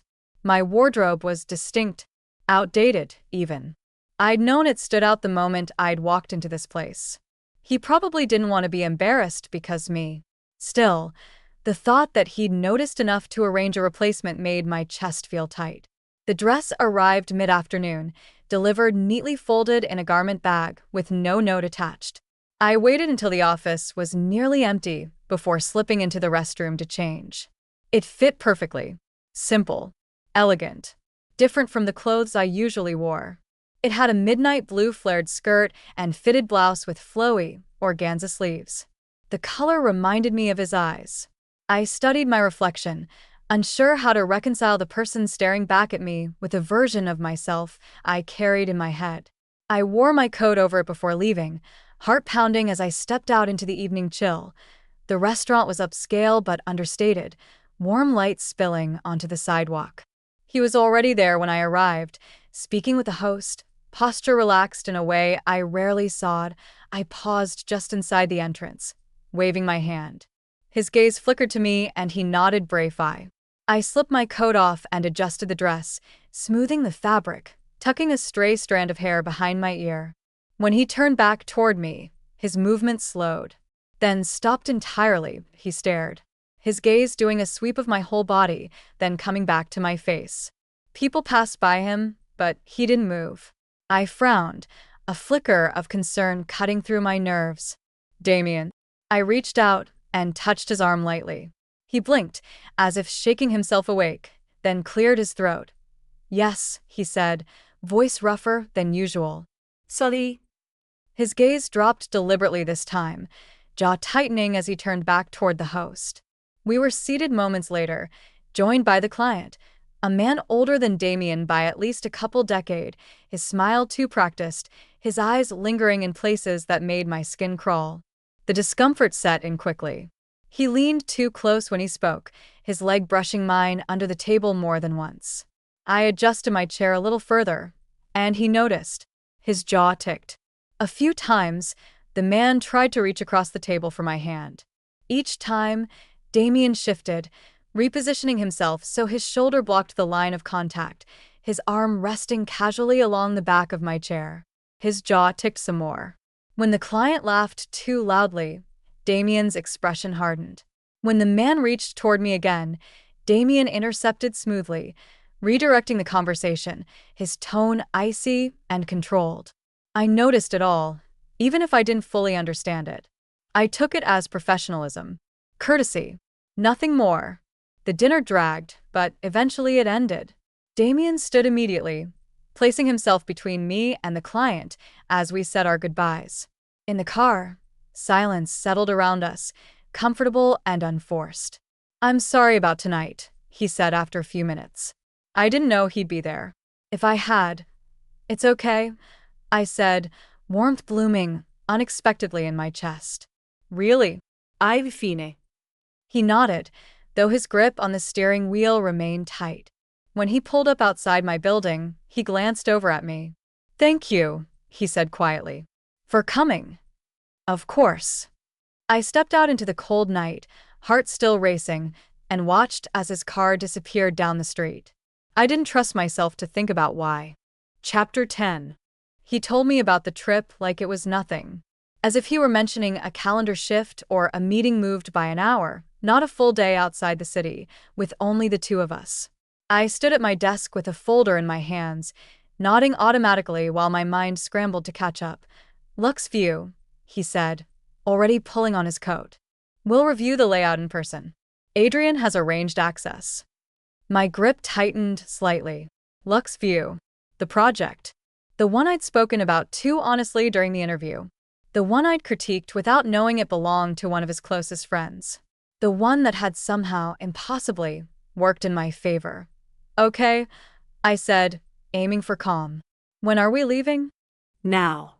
I barely had time to grab my bag before we were in the elevator, descending in companionable silence. There was no awkwardness in it anymore, no sense of something needing to be filled. The quiet felt chosen. He drove. I took the passenger seat, fastening my seatbelt as the city slowly peeled away around us. Buildings gave way to wider roads, traffic thinning until the world felt stretched and open, winter light resting pale over everything. There was no music, no small talk, just the steady hum of the engine and the rhythm of the road beneath the tires. I watched the scenery shift through the window, letting my thoughts drift. I was aware of him beside me in the peripheral sense only, his hands steady on the wheel, his posture relaxed but alert. It struck me, somewhere past the last cluster of buildings, that I felt safe, peaceful.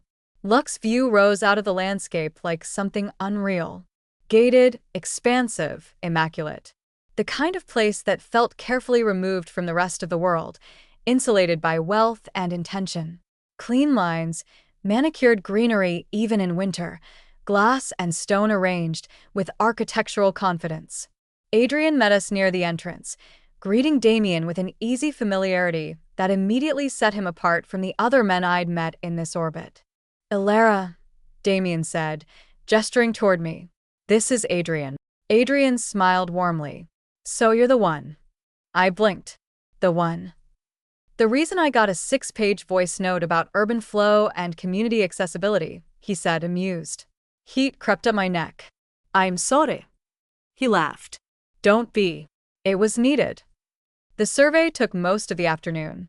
Walking the grounds, reviewing layouts, discussing future expansions. Adrian led, Damien asked pointed questions, and I observed, chiming in only when something caught my attention. At one point, Adrian turned to me. "You see anything you'd change?" I hesitated, glancing at Damien out of habit. He nodded once. I spoke then, measured and careful, offering observations rather than critiques. Adrian listened intently, nodding along, occasionally asking for clarification. By the end, he looked impressed. "You passed probation, by the way," Damien said later, as we paused near one of the overlooking terraces. I blinked. "I did."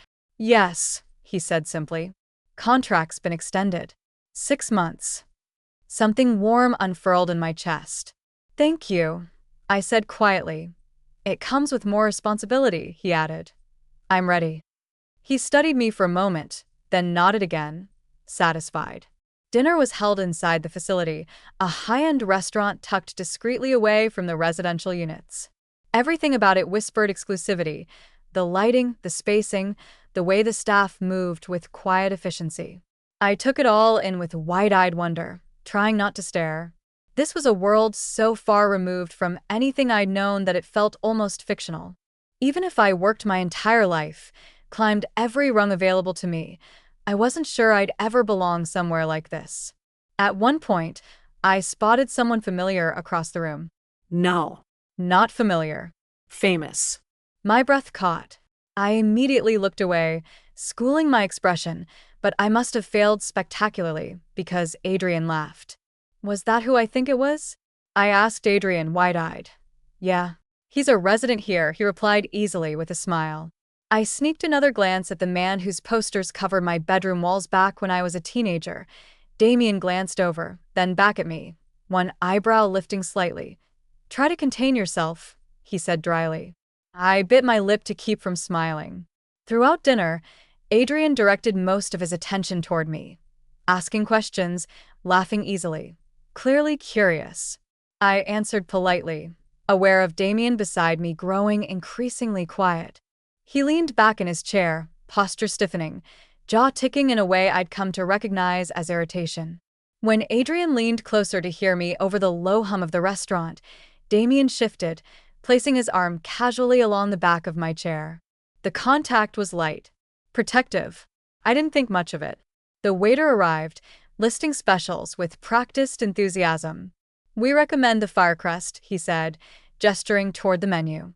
"It's our signature dish. Very spicy." Adrian chuckled.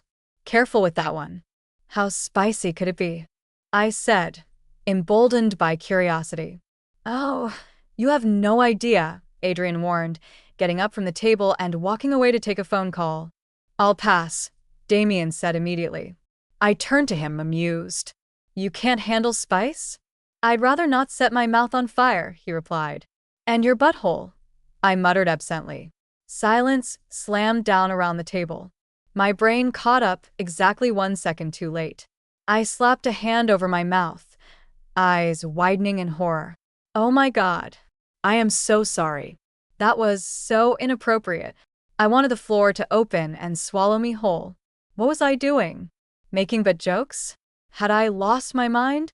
I stared at the table, heat flooding my face, internally chastising myself so harshly it bordered on violence. I'd gotten too comfortable. Far too comfortable. This wasn't who I was. I wasn't a teenage boy with zero impulse control. Damien stared at me. Then he laughed. Not a polite chuckle. Not a restrained exhale. He burst out laughing, shoulders shaking, tears filling his eyes as he bent forward slightly, trying and failing to regain control. Every head in the restaurant turned. "Stop," I hissed, mortified. "Please stop laughing." He tried. Truly. Wiped at his eyes, cleared his throat, then laughed again. By the time Adrian returned, Damien had just about composed himself, though his eyes still sparkled with something dangerously close to joy. Adrian gave him a questioning glance. Food arrived shortly after. I took one confident bite of the firecrust. "It's not that spicy," I declared. Then it hit me. My mouth erupted in flames. I reached blindly for the nearest drink and gulped it down in one go, relief fleeting. "What kind of soda is that?" I asked hoarsely. "So bitter." Damien and Adrian shared a look. Neither said a word. Before I could question it, Adrian's phone rang again. He listened, expression shifting. "There's been a landslide on the main road," he said after hanging up. They've shut it down until morning. My heart stopped. I have an empty unit you two can stay in, he continued easily. I'd offer my place, but there's only one guest room. This will be more comfortable. I looked at Damien. An overnight trip now? My stomach flipped. The world seemed to tilt, just slightly. Great. Chapter 11. By the time dinner ended, she was totally drunk. Her head rested on my shoulder, warm and heavy, and I made no effort to change that. I didn't want to think why. I should have noticed sooner. There had been signs. The way her laughter came too easily, the way her words softened at the edges, the way her focus slipped just enough to be charming instead of concerning. But I've been distracted by Adrian, by the conversation, by the quiet satisfaction of watching her hold her own in a space that would have intimidated most people. And then, before I could stop her, she downed a second glass of that drink after Adrian told us about the roadblock. All of it, in one go. I stared at the empty glass in her hand, then at her, then back at the glass. That, I said slowly, was not soda. She squinted at me, eyes unfocused but determined. It was fizzy. That doesn't make it soda. She considered this deeply, then nodded. Rude of it. Adrian lost it. He laughed so hard he had to grip the edge of the table, eyes watering as he looked between us. Oh, this is excellent. I didn't join in. I liked it better when she was only like this with me. She turned toward him suddenly, pointing an accusatory finger. You, she said solemnly, are complicit. In what? Adrian asked, delighted. In deception, she finished, satisfied with herself, then leaned back into my side, as if the matter were settled. That was when I stood. We're leaving, I said. Adrian raised an eyebrow. Already? Yes. She's fine, he said, still amused. She is not, I replied flatly. Alara lifted her head, blinking up at me. Are we in trouble? No, I said, softening despite myself. We're going home. For some reason, words slipped out effortlessly. Okay, she agreed immediately, then frowned. Where's home? I closed my eyes briefly. I was in so much trouble. When she tried to stand, she swayed so violently I barely caught her. Her hands fisted in my jacket, forehead pressing into my chest as she laughed breathlessly. Floor's moving, she informed me. Even noticed. She can't walk, Adrian said unnecessarily. I slipped an arm around her waist, attempting to guide her forward. She took one step, then another, then nearly collapsed. That was it. I bent and scooped her up without thinking, one arm under her knees, the other supporting her back. She startled, then relaxed instantly, curling into me with a sigh. Oh, she murmured. This is nice. Adrian's eyebrow climbed higher. Don't, I warned. He grinned. You sure you got this? Yes. You look very sure. Adrian. I warned again. He held up his hands in surrender, still smiling as he let us out. He walked us to the empty unit himself, helped me get the door open, then lingered on the threshold. You really okay? He asked, gaze flicking between us. I am, I said. Alara waved at him lazily. Good night, nice man. Adrian laughed softly. Good luck. When he left, the quiet pressed in. I carried her inside and laid her carefully on the couch. She sprawled immediately, limbs going loose, hair falling into her face. I straightened, exhaling slowly, already exhausted. Water, I said. You need water. She wrinkled her nose. No, yes. I fetched a glass and held it to her lips. She took one sip, then waved her hand around wildly. Too wet. The glass tipped. Water spilled down her front, soaking her shirt. She gasped.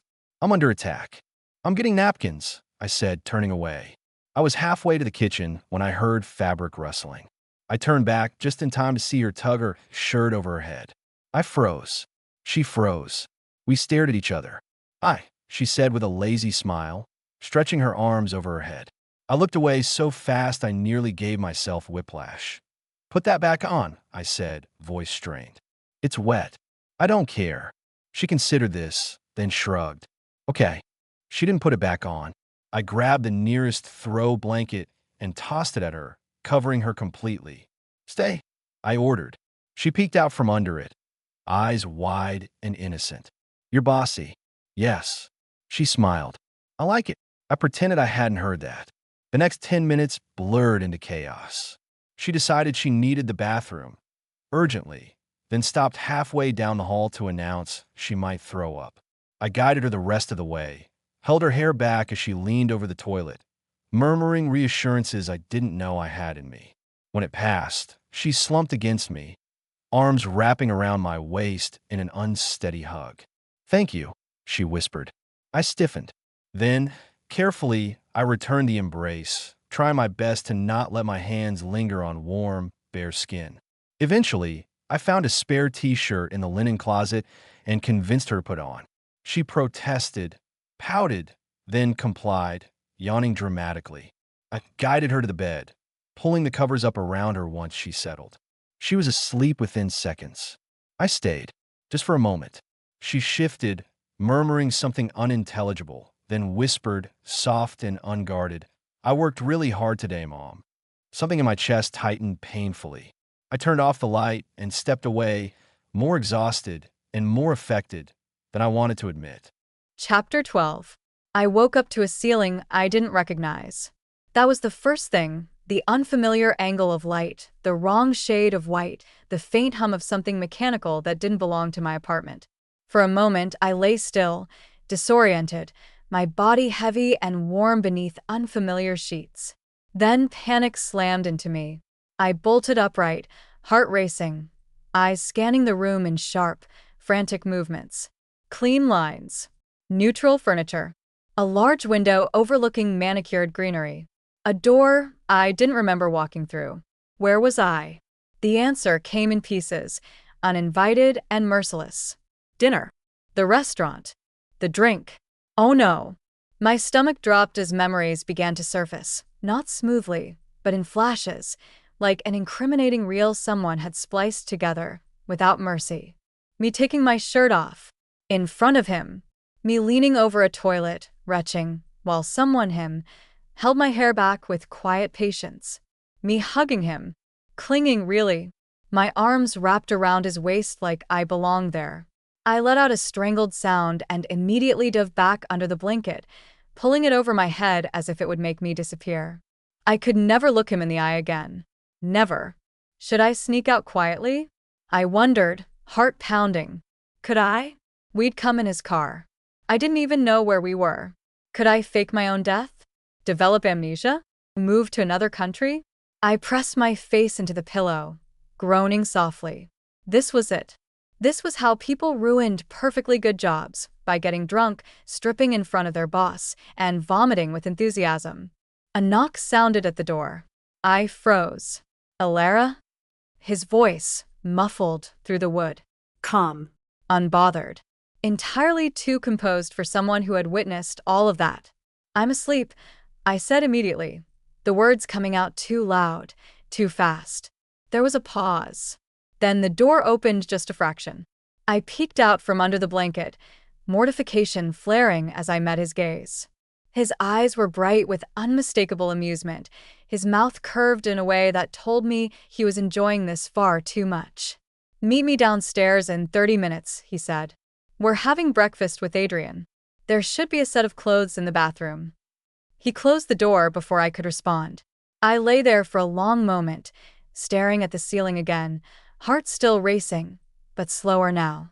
Gratitude mingled with dread. He hadn't mentioned last night. Not a word. Which meant I wasn't in the clear, but I hadn't been fired either. I got up quickly, padding into the bathroom. The clothes were laid out neatly on the counter, a simple white t-shirt and black slacks. Clean. Practical. I showered fast, as if speed could scrub embarrassment from my skin, then dressed and took a few steadying breaths before leaving the room. Downstairs, he was already waiting. He didn't look at me for too long. That felt intentional. Merciful do we walk to the cafeteria together, our steps falling into an easy rhythm. I kept my gaze forward, painfully aware of his presence beside me, of the memory of his hands, steady, supportive from the night before. Adrian was already seated, coffee in hand, grin firmly in place. "Well," he said brightly, "look who survived." I winced. Barely. He laughed. "Feeling okay?" "Yes," I said quickly, then softened it. I mean, yes. Thank you. He nodded, clearly entertained, but let it drop. Breakfast passed easily enough. Conversation drifted from the project to trivial things: weather, travel, food. At some point, Adrian leaned back and said, "You know, this reminds me of when we were kids." Damien shot him a warning look. "What?" Adrian said innocently. "I was talking about your childhood crush." My ears perked up. Damien sighed. "Don't." "Oh, come on," Adrian said. Nila me ci crai. "You were obsessed." My heart skipped, sharp and sudden. I forced myself to keep my expression neutral. "Is that true?" Damien glanced at me, startled. "You know who that is?" I nodded. "Of course. I love her too." "She wasn't that famous," he said slowly, studying me. "Yeah," I replied. "But I love her." Something unreadable flickered across his face before the conversation moved on. Soon after, it was time to leave. On the drive back toward the city, we passed a familiar building. My chest tightened as recognition settled in. "Can you drop me here?" I asked suddenly. He glanced at me, then at the facility. His expression shifted, sharpening.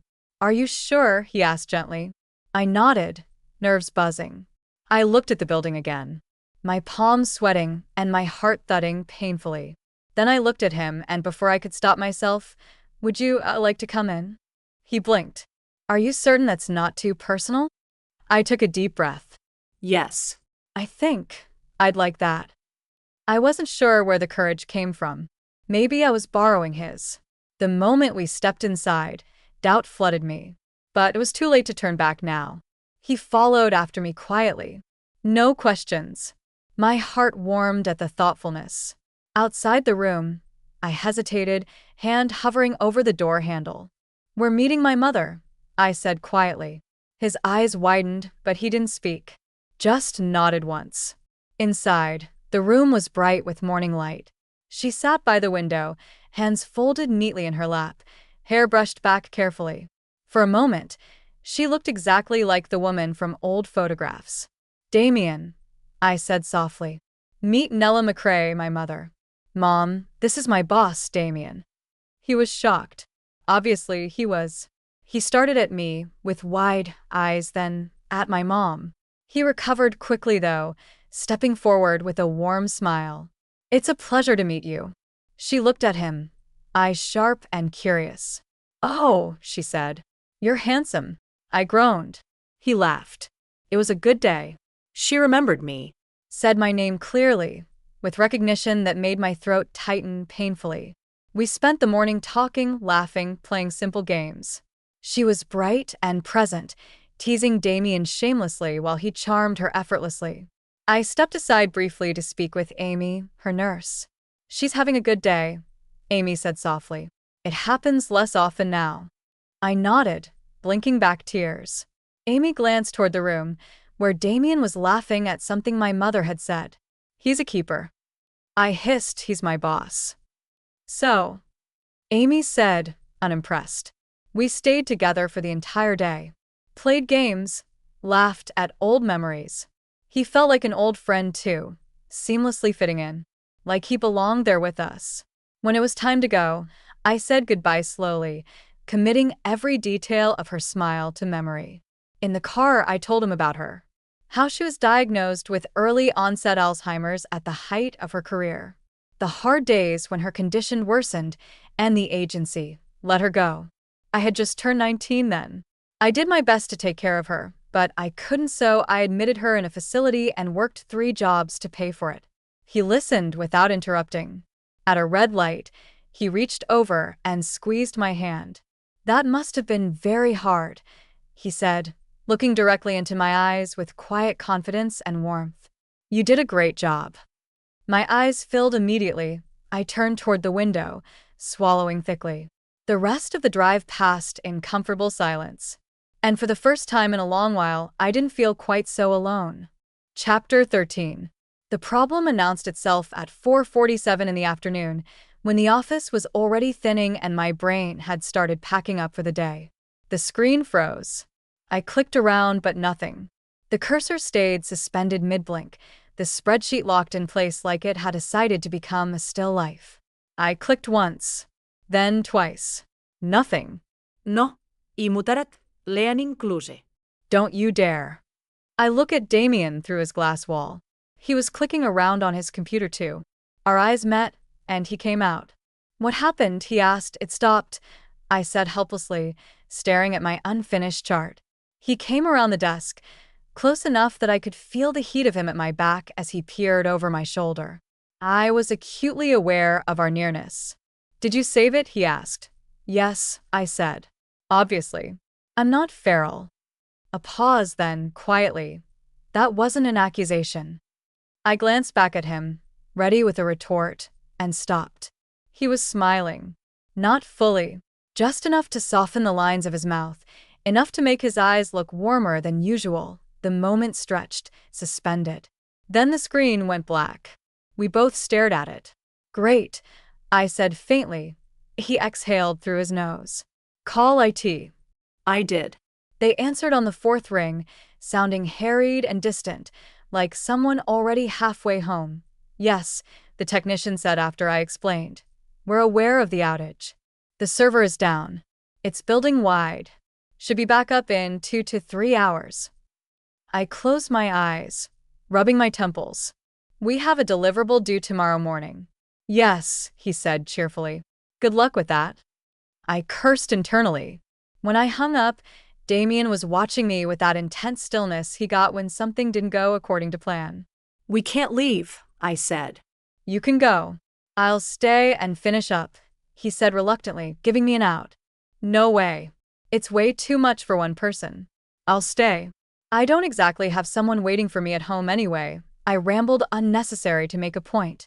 When I looked up, he was gazing at me intently. He nodded.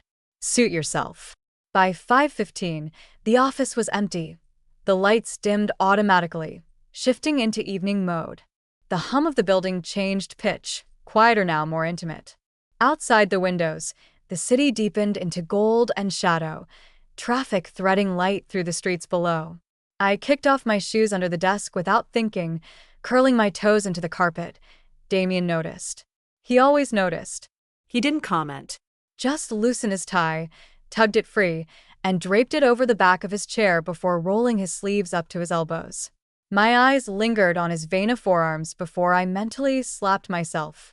We commandeered the conference room table, spreading printed drafts and handwritten notes across the surface. I sat cross-legged in one of the chairs, pen tucked behind my ear, hair escaping its careful arrangement strand by strand. This section needs restructuring, he said, tapping a paragraph. The logic jumps. I leaned in, scanning. It's not jumping. It's assuming familiarity. With what? He asked. With the risk framework, I said. Which they don't have. You're right. His gaze flicked to me, surprised. I shrugged. That happens sometimes. A corner of his mouth lifted. We rewrote the section together, trading suggestions back and forth, neither of us keeping score. When we disagreed, it was brief, practical. No edge. No defensiveness. Just adjustment. At some point, my chair rolled closer to his knee brushed mine. Neither of us moved away. Around 7, my stomach growled loudly enough to break the quiet. I froze and looked at him to make sure he didn't hear that. But of course he did. Damien glanced at me, then deliberately at the clock. Food break, he said. Food break, I echoed. He ordered takeout from the place down the street. When it arrived, we ate straight from the containers, perched on opposite sides of the table. We weren't professional people anymore. Disheveled and carefree, we shoveled food down our throats like we'd never get to eat again. I wiped sauce from my fingers with a napkin, aware of his gaze even before I looked up. What? I asked. Nothing, he said too quickly. His eyes slid away. The server came back online just after 8. We worked faster then, adrenaline sharpening our focus. The draft took shape cleanly, smoothly, as if it had been waiting for us to get out of our own way. By the time we sent the final version off, my head ached and my shoulders burned pleasantly from being held too long in one position. I leaned back in my chair, stretching my arms overhead. A soft sound escaped me before I could stop it. Damien's eyes flicked up. Heat climbed my neck. Sorry. He stood abruptly. You're cold. I'm fine, I said automatically. He was already shrugging out of his jacket. He draped it over my shoulders without ceremony, the weight of it warm and unmistakably his. The scent, clean, faintly woody, wrapped around me. I stilled. So, he said, stepping back, voice deliberately neutral. We survived that. Barely, I said, fingers curling into the fabric at my collarbone. I'll tell my grandchildren about this. His mouth twitched. Heroic. We packed up in companionable silence. When we reached the elevators, he pressed the button and leaned back against the wall beside me. The ride down was quiet. Not awkward. Just shared. Outside, the night air was cool and sharp. I inhaled deeply, the jacket still around my shoulders. I'll bring this back tomorrow, I said. You can keep it, he replied. I looked at him. It's just a jacket, he added, a little gruff. Something in my chest shifted. Thank you, I said softly. He nodded once. We stood there for a moment longer than necessary, neither of us quite ready to leave. I'll see you tomorrow, I said eventually. Yes, he replied. As I walked away, I felt his gaze on my back, steady and unguarded. That night, I slept with his jacket folded beside my pillow. Chapter 14. The days didn't blur together so much as they stacked, one on top of the other, quietly, comfortably, until I stopped noticing where one ended and the next began.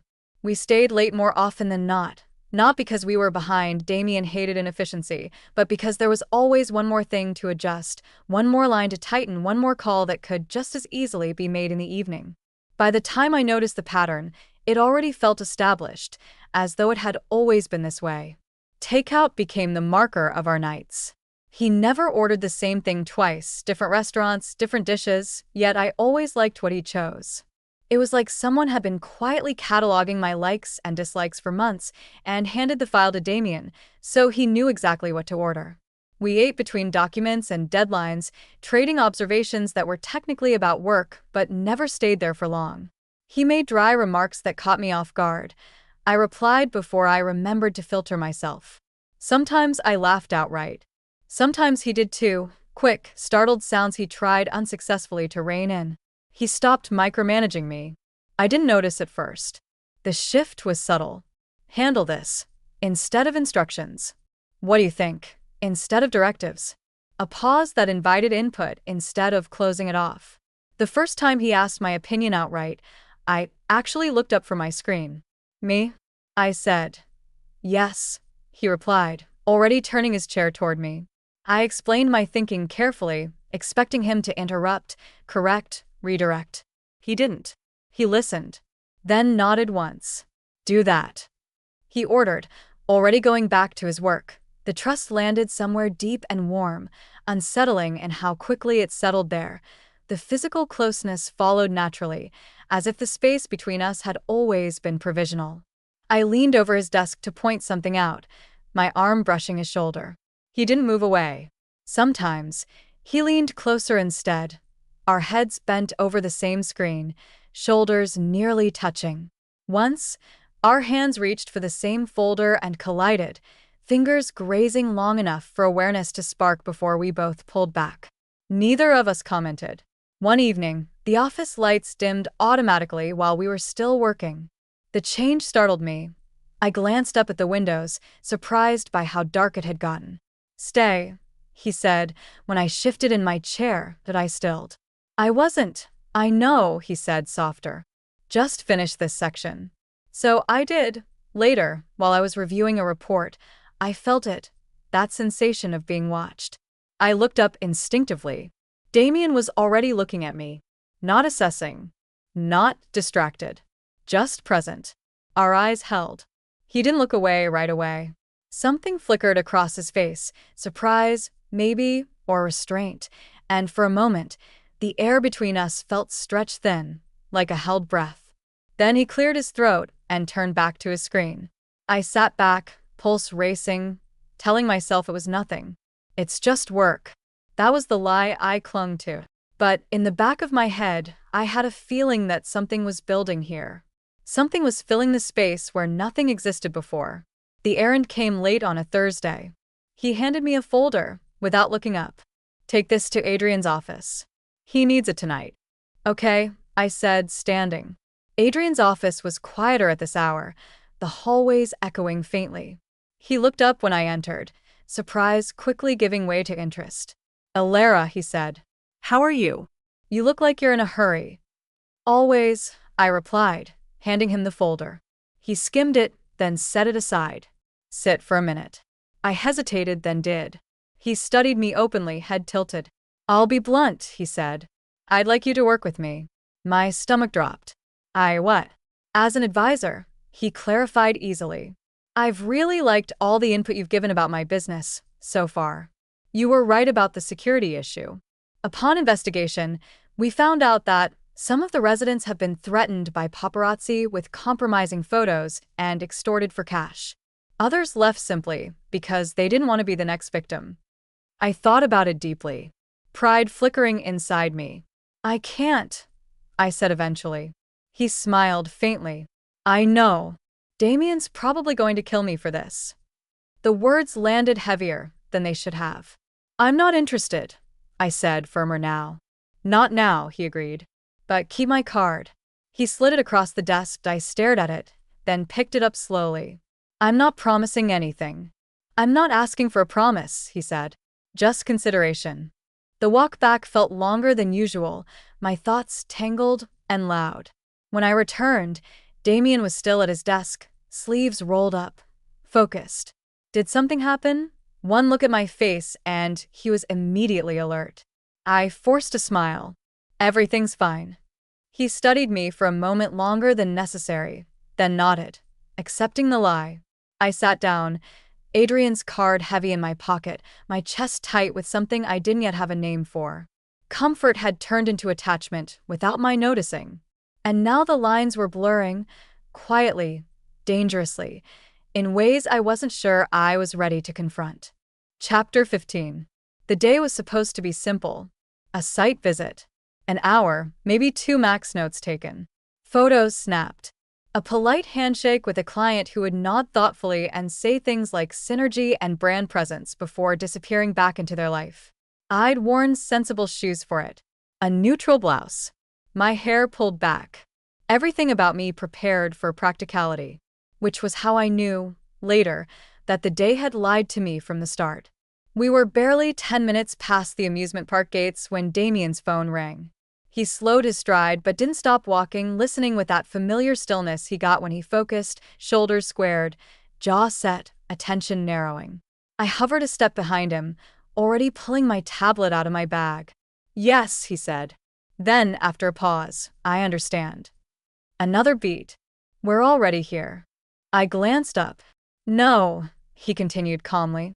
That's fine. We'll reschedule. The call ended. He slid his phone back into his pocket and turned toward me. They've canceled. Something urgent came up. Oh. I blinked. That's unfortunate. Yes. That should have been the end of it. A pivot back to the car.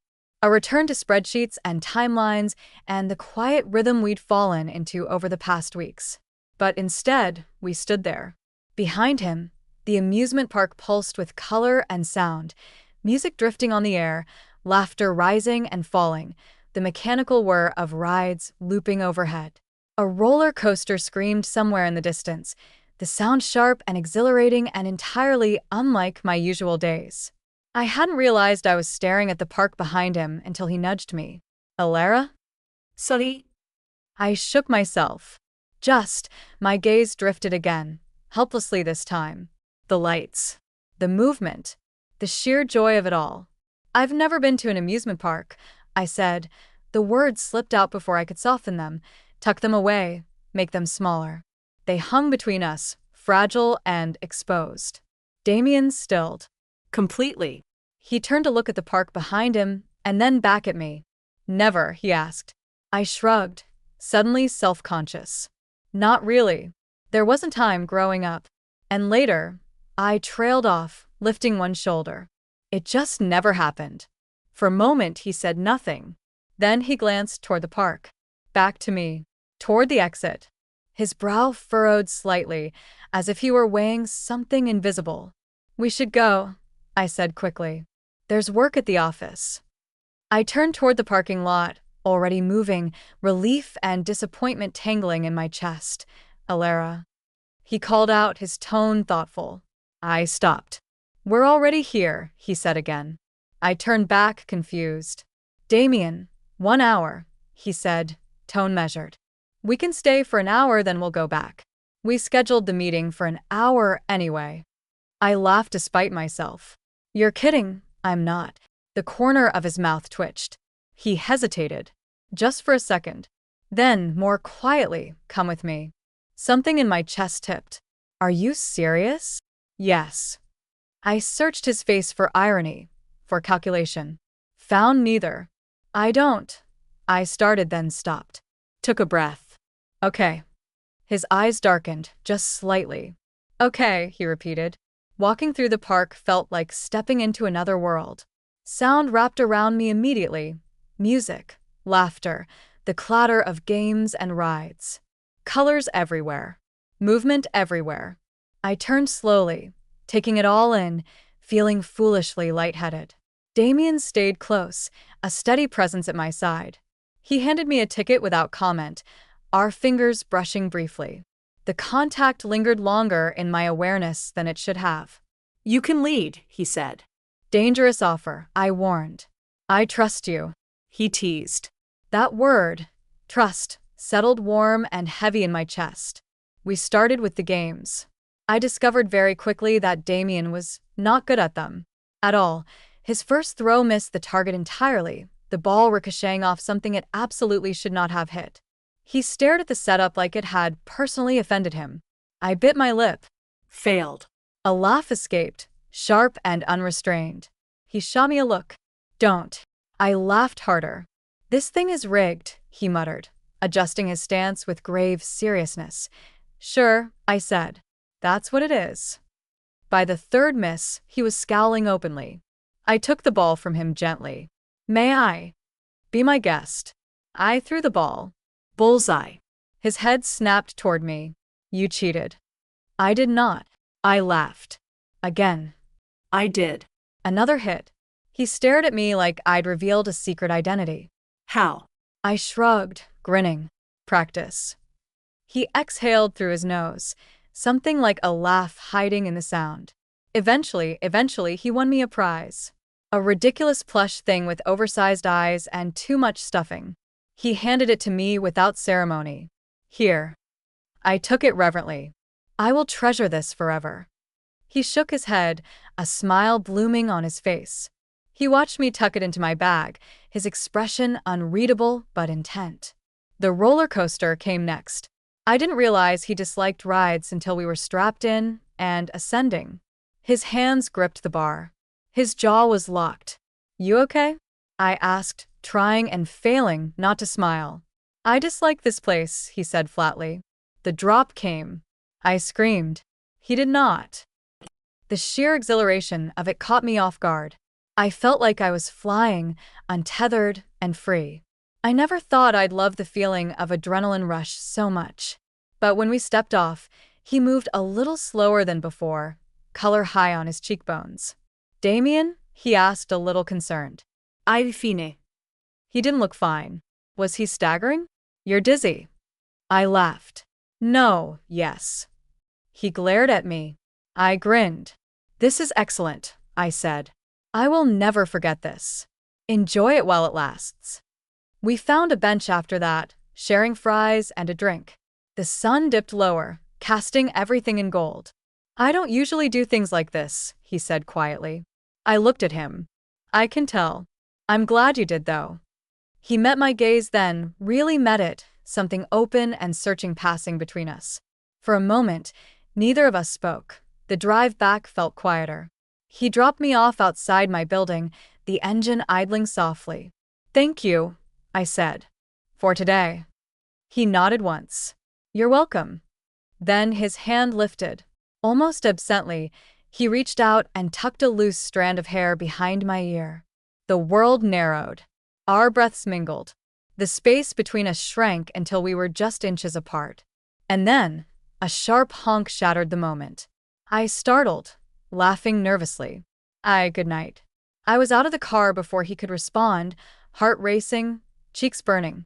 Inside my apartment, I pressed my back to the door, smiling helplessly, pressing cool hands to my burning cheeks. Only then did I remember that we're only supposed to stay for an hour. Chapter 16. The first thing I noticed was the crying as I made my way towards my desk. I paused. It cut through the office like a wrong note, sharp, unmistakable, impossible to ignore. Not loud enough to be disruptive, but raw in a way that made my chest tighten instinctively before my mind could catch up and supply context. I looked around in alarm, trying to locate the source. My gaze paused inside Damien's office, through his glass wall. Marlene stood there, near his table. Damien was standing by the window. She looked thinner than the last time I'd seen, sharper somehow, as if grief had pared her down to bone and resolve. Her hair was pulled back too tightly, her makeup minimal, her eyes red and glassy. She took one step closer to him, faltered, and then Damien was there. He crossed the space between them in 3 long strides and pulled her into his arms. Not hesitantly. Not awkwardly. Sure. Familiar. The sight hit me like a blow to the sternum. His hand came up to cradle the back of her head. She folded into him, shoulders shaking as he murmured something I couldn't hear. His chin rested briefly against her hair, his posture protective in a way that felt intimate, ingrained, practiced. Jealousy flared through me, hot, sharp, and ugly. I hated it instantly. I hated that my first instinct wasn't compassion, that my body reacted before my brain could remind me that this woman was hurting, that whatever was happening clearly mattered, that Damien wasn't doing anything wrong. I hated that some small, traitorous part of me thought, of course it's her. Marlene, the original assistant, the one who belonged here, the one whose absence had made space for me in the first place. She cried harder, fingers clutching the fabric of his jacket. He didn't pull away, didn't look around, didn't notice the way the office had gone still, every pair of eyes suddenly fixed on them. I forced myself to walk to my desk and sit down. I opened up a spreadsheet, fully intending to work, but I started at my screen. Numbers blurred. My gaze drifted towards his office again. After a few minutes, he guided her to a chair, one steadying hand at her elbow. Then, his glass wall became frosted, blocking the view. Whispers began almost immediately, hushed, speculative. I caught fragments as people passed my desk. Did you know she was coming back today? I heard she was on medical leave. She looks really not okay. My throat felt tight. I worked mechanically, hands moving through familiar motions while my mind spiraled. Every laugh from yesterday replayed itself now, brittle and foolish. Every look I'd thought meant something shrank under the weight of reality. This was what I was. Temporary. It wasn't until Margaret called a brief meeting that the truth emerged. Marlene sat beside Damien, composed now, though her eyes were still rimmed with red. She kept her hands folded neatly in her lap. I want to clarify a few things, Margaret said gently. Marlene was on extended leave due to complications with her pregnancy. A murmur moved through the room. She suffered a miscarriage last week. The word landed heavy and final. Something inside me cracked open. My jealousy evaporated, replaced by a wave of shame so intense it made my face burn. I felt sick thinking about the way I'd reacted earlier, the immediate, selfish sting of seeing Damien's arms around her. Of course he'd hugged her. She deserved all the consolation in the world. Marlene nodded, eyes lowered. I asked to come back early, she said quietly. I need the distraction. Damien's gaze stayed on her, steady and attentive. Margaret continued, for the next 4 months, Ilara will remain with us. Her contract stands. Responsibilities will be divided as needed. For months, the words felt both relieving and devastating. I smiled, thanked Margaret, said all the right things. Inside, something hollowed out. The days that followed were strange. Marlene slipped back into the role as if she'd never left. She knew the systems, the contacts, the rhythm of Damien's work. She handled calls, scheduled meetings, managed correspondence with an ease that reminded me just how new I still was. She was polite. Kind even. And she edged me out without ever making it obvious. Emails that used to include my input now went through her. Meetings I would have attended were handled between the two of them. Damien stopped stopping by my desk. Stopped asking for my opinion unprompted. He avoided my gaze whenever our eyes met. I told myself it was natural. That of course he'd defer to his longtime assistant, especially now. That nothing had actually changed. This is how it's supposed to be. But the truth was I was breaking inside. As each day passed, it felt like being slowly erased. By the time 2 weeks had passed, I felt completely invisible. On Friday evening, as I changed out of my work skirt, something brushed my fingers. I reached into the pocket and pulled out a small, cream-colored card. Adrian's. My heart began to race. I stared at it for a long moment, then tucked it carefully back where it had been. Survival comes first, I told myself, even if it meant walking away from something I'd barely let myself believe in at all. Chapter 17. Silence, I learned, could bruise that IT didn't arrive all at once. It crept in slowly, thin as a hairline crack, easy to ignore at first.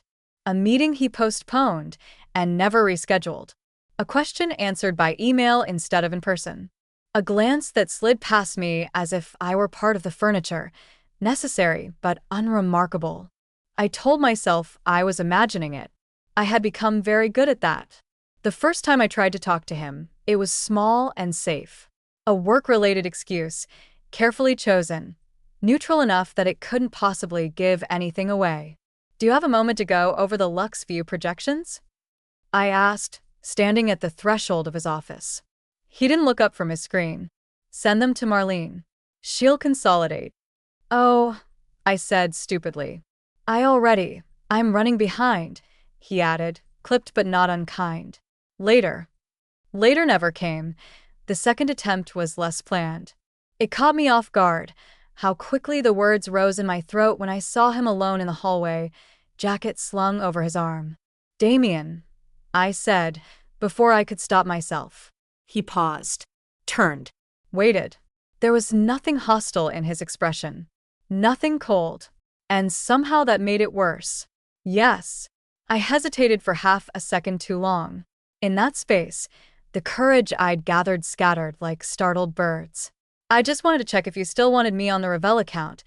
I finished lamely. He frowned, as if genuinely puzzled. "Marlene's handling Revel." "I know. We'll loop you in if needed," he said, already stepping past me. "Good work this week." The words landed hollow. Good work. Like a stamp. Like a period at the end of a sentence that had once felt unfinished. It felt like a joke. Because I hadn't really worked that week. Not really. After that, I stopped trying for a few days. I told myself I was being professional. That I was respecting boundaries. That whatever shift I felt was my own doing, born from exhaustion and hope layered too thin. But it was hard not to notice the way he leaned closer to Marlene when she spoke. The way his voice softened, just slightly, when he asked if she was feeling all right. The way they shared a shorthand I wasn't part of, built from years instead of months. I caught myself watching them more than once and hated that, too. On Thursday afternoon, I tried one last time. He was standing by the windows in the conference room, phone pressed to his ear, sunlight cutting sharp lines across his shoulders. When he hung up and turned, he saw me immediately. Something flickered across his face. Surprise, maybe. Or irritation. I couldn't tell anymore. "Is this a bad time?" I asked. "I have a call in 5 minutes." "I won't take long." A pause. "Barely there." "All right." I stepped inside and closed the door behind me. The click sounded louder than it should have. "I wanted to ask about my role going forward," I said, keeping my voice steady. "Since Marlene's back." His jaw tightened. "Nothing's changed. That's not what it feels like." He looked away then, gaze sliding to the city outside. "Alara." I just need to know where I stand, I said quickly before he could deflect again. So I can adjust. Another silence. This one heavier. We're busy, he said finally. Everyone's adjusting. That's not an answer. He turned back to me, eyes sharp now. What do you want me to say? The question felt like a dismissal dressed up as openness. I swallowed. Nothing, I said. I just wanted clarity. Well, he said, tone flattening. This is how things are right now. I nodded, thanked him, left before my composure cracked. By the time I reached my desk, my hands were shaking. That night, I sat alone at my kitchen table with Adrian's card between my fingers.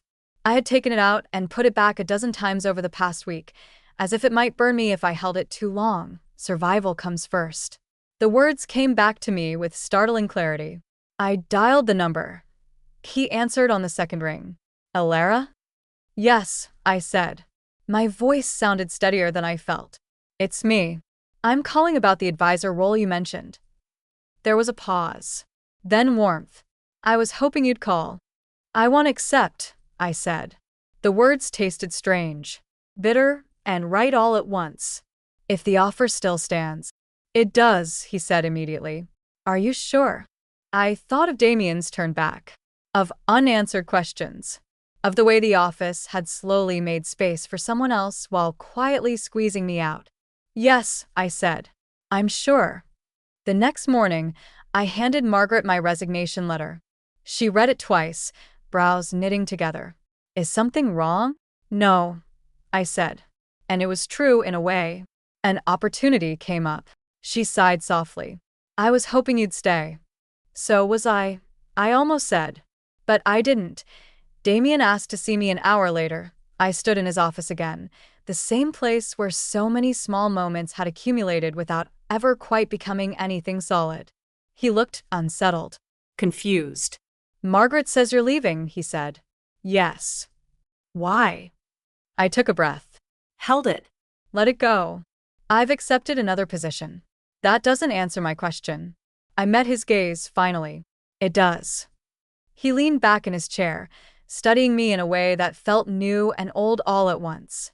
We can adjust your responsibilities. I don't want adjustments. You don't need two assistants, then tell me what you want, he said, irritation threading through his voice. Because this doesn't make sense. I almost laughed at that. I stayed because there was something here. I felt like I belonged, I said calmly.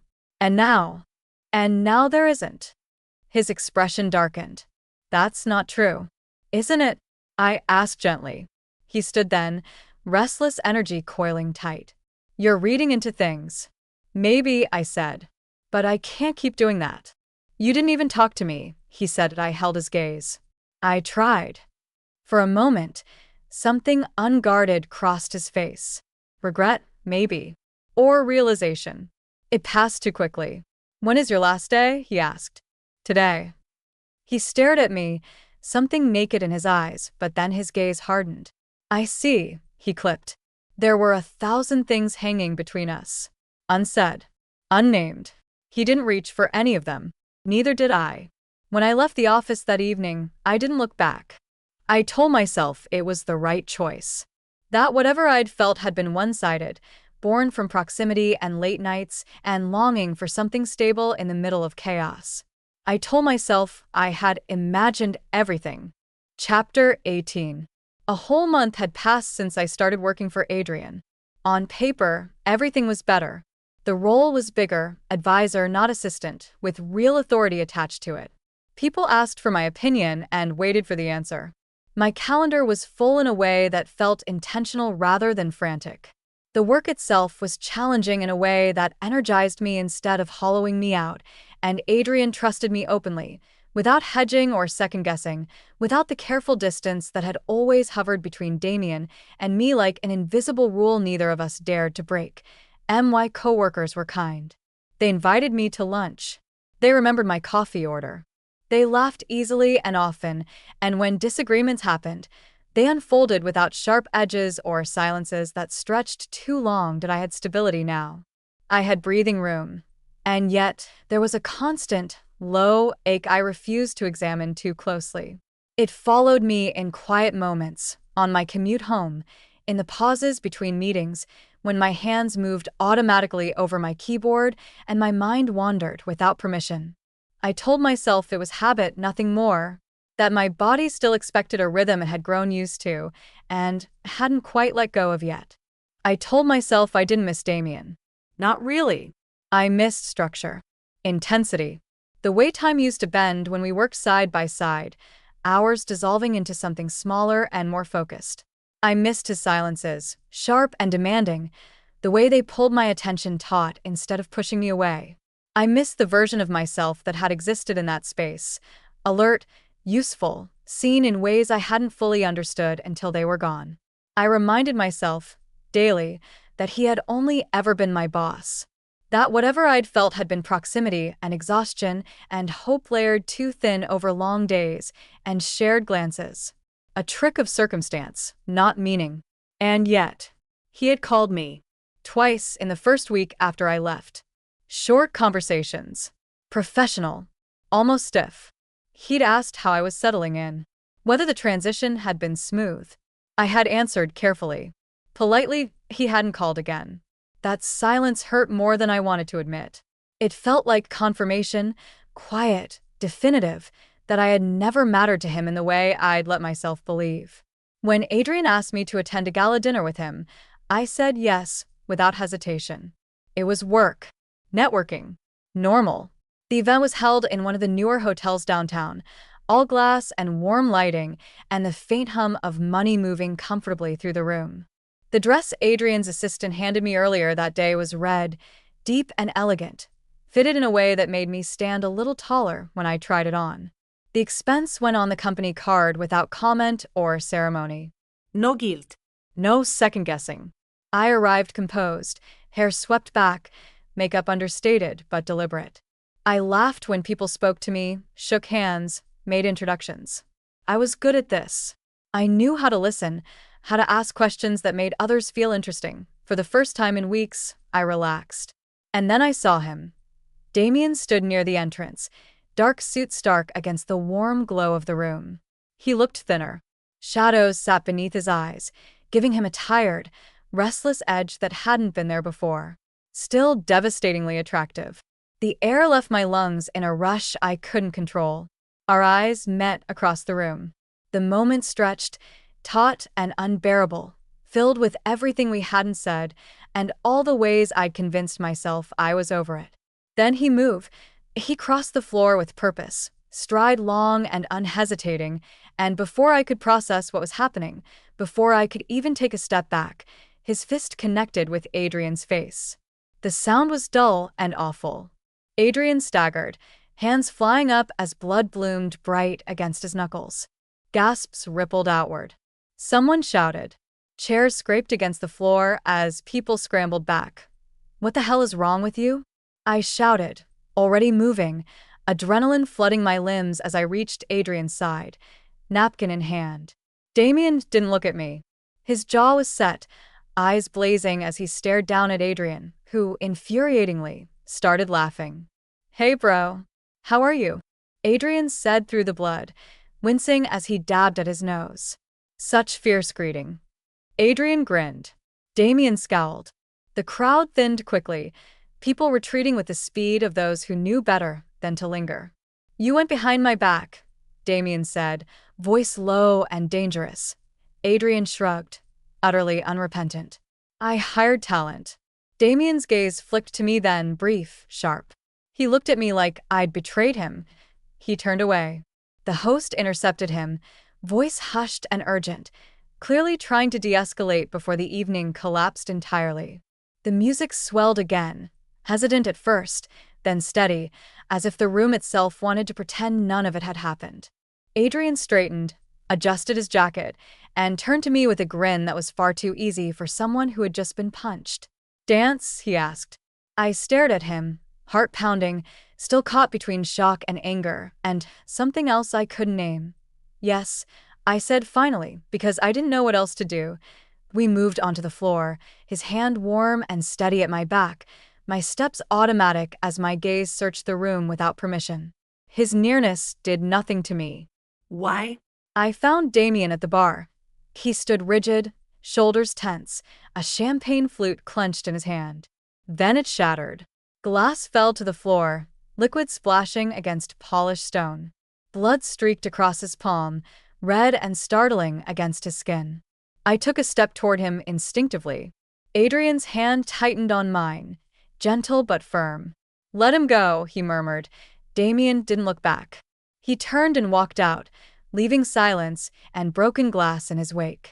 As the music carried on around us, Adrian watched him leave, amusement glinting in his eyes despite the blood still staining his sleeve.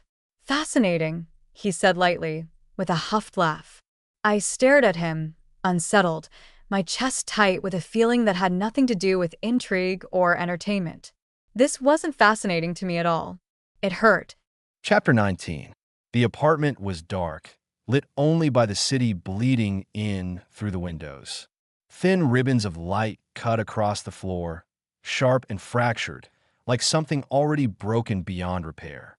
I sat on the edge of the couch with a glass in my hand, the weight of it familiar, grounding in a way nothing else was anymore. The whiskey burned going down. It didn't help. Wine knuckles throbbed in time with my pulse. I flexed my hand slowly, watching the skin stretch tight over bone, the bruising already darkening beneath the surface. I welcomed the pain. It gave me something physical to hold on to, something I could justify instead of the mess in my head. Alara, the thought slipped in without effort, as it had for weeks now. I had tried to shut it out, through work, through silence, through the kind of exhaustion that usually wiped everything else clean. I had told myself the problem ended the moment she handed in her resignation. Calm and composed, already halfway gone before I could stop her. It hadn't ended anything.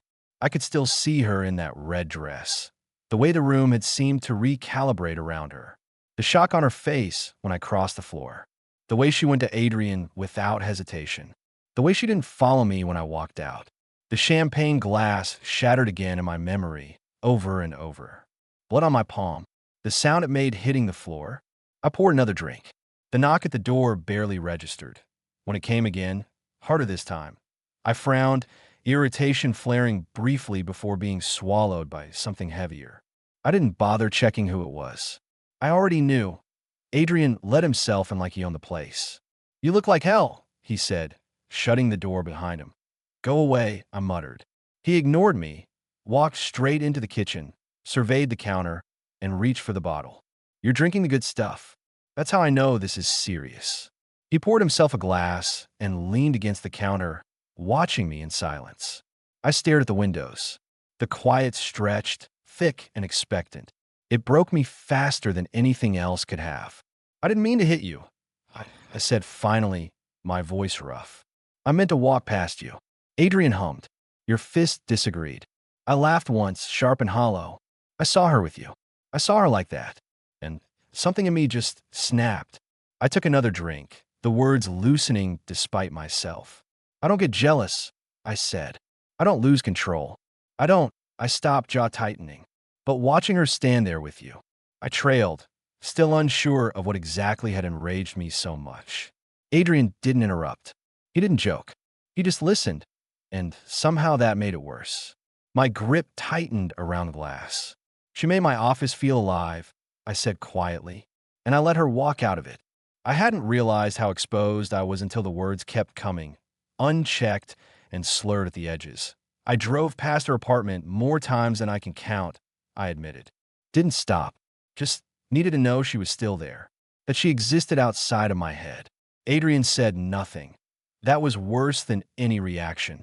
The next morning was merciless. Sunlight stabbed through the windows, unforgiving, revealing every poor decision in brutal clarity. My head pounded. My mouth tasted like regret.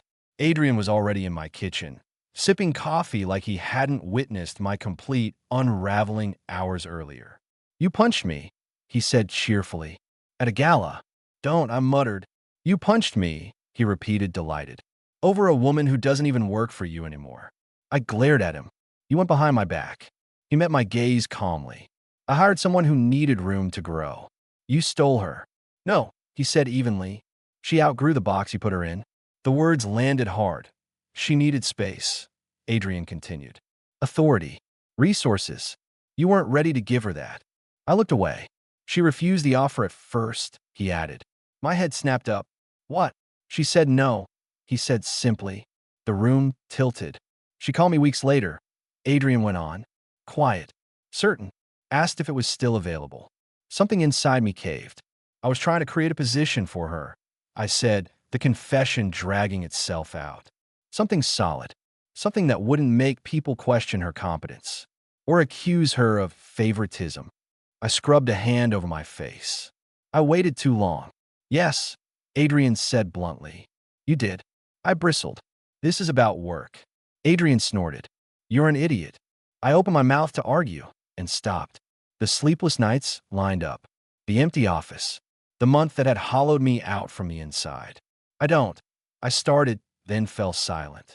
You love her, Adrian said, not unkindly. No, I said automatically. Then the memories stacked up, undeniable. I exhaled slowly. It's not too late, Adrian said, swirling his glass. Tell her before it's too late. I have a feeling she won't refuse you. I looked at him. And if she does, then at least you tried. I closed my eyes. Help me, I said.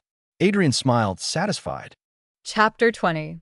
Maria arrived the way she always had, without warning, without ceremony, as if distance and time were minor inconveniences rather than things meant to keep people apart. Her text came while I was rinsing a mug in the sink. Layover. Couple of hours. Can I come by? I stared at the screen longer than necessary, my chest tightening with a feeling I hadn't been able to name lately, but recognized instantly in her presence. Yes, I typed back. Please.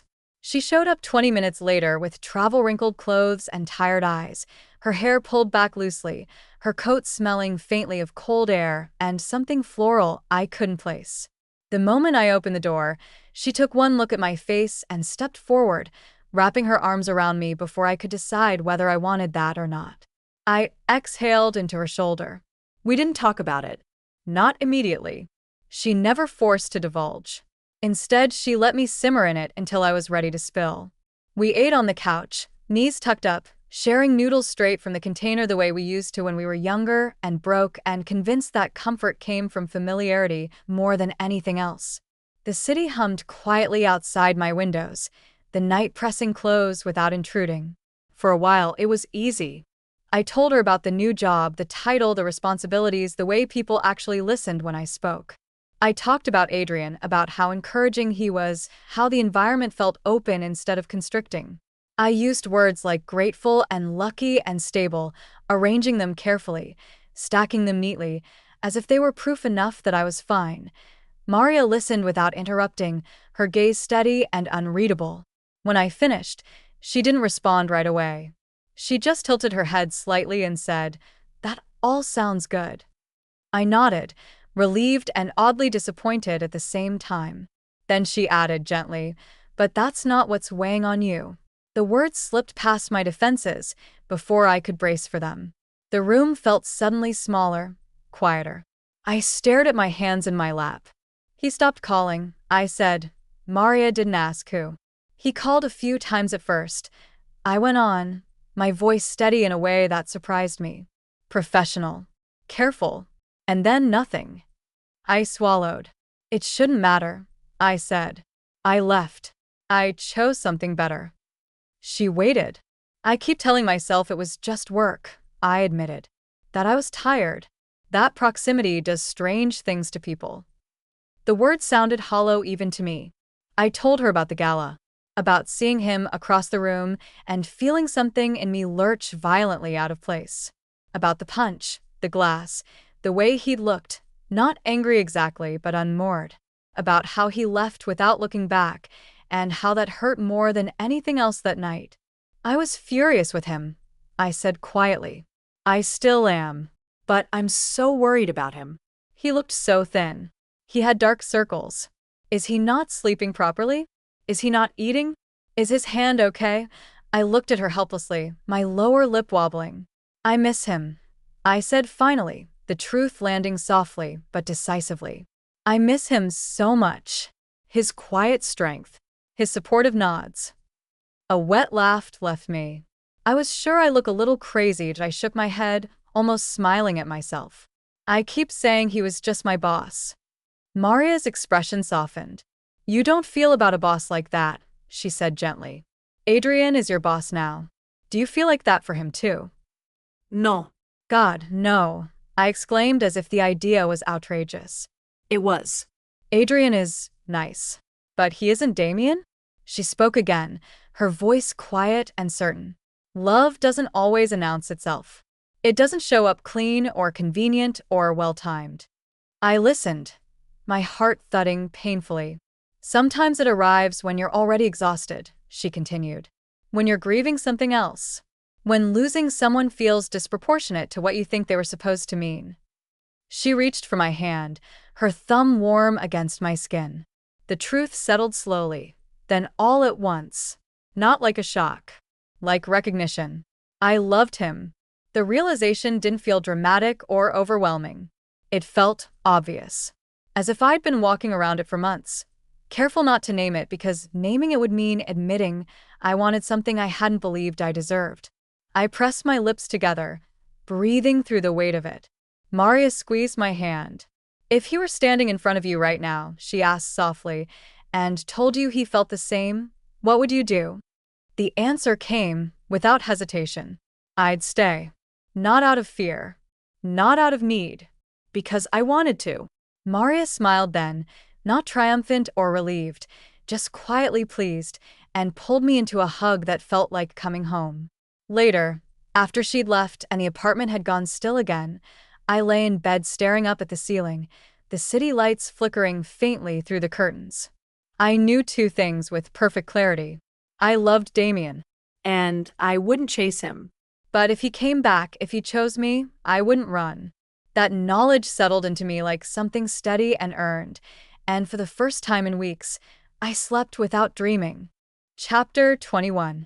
Adrian asked me to come up to the rooftop under the pretense of a client call. It wasn't unusual. He had a habit of changing locations when conversations felt too contained, too boxed in by walls and glass and hierarchy.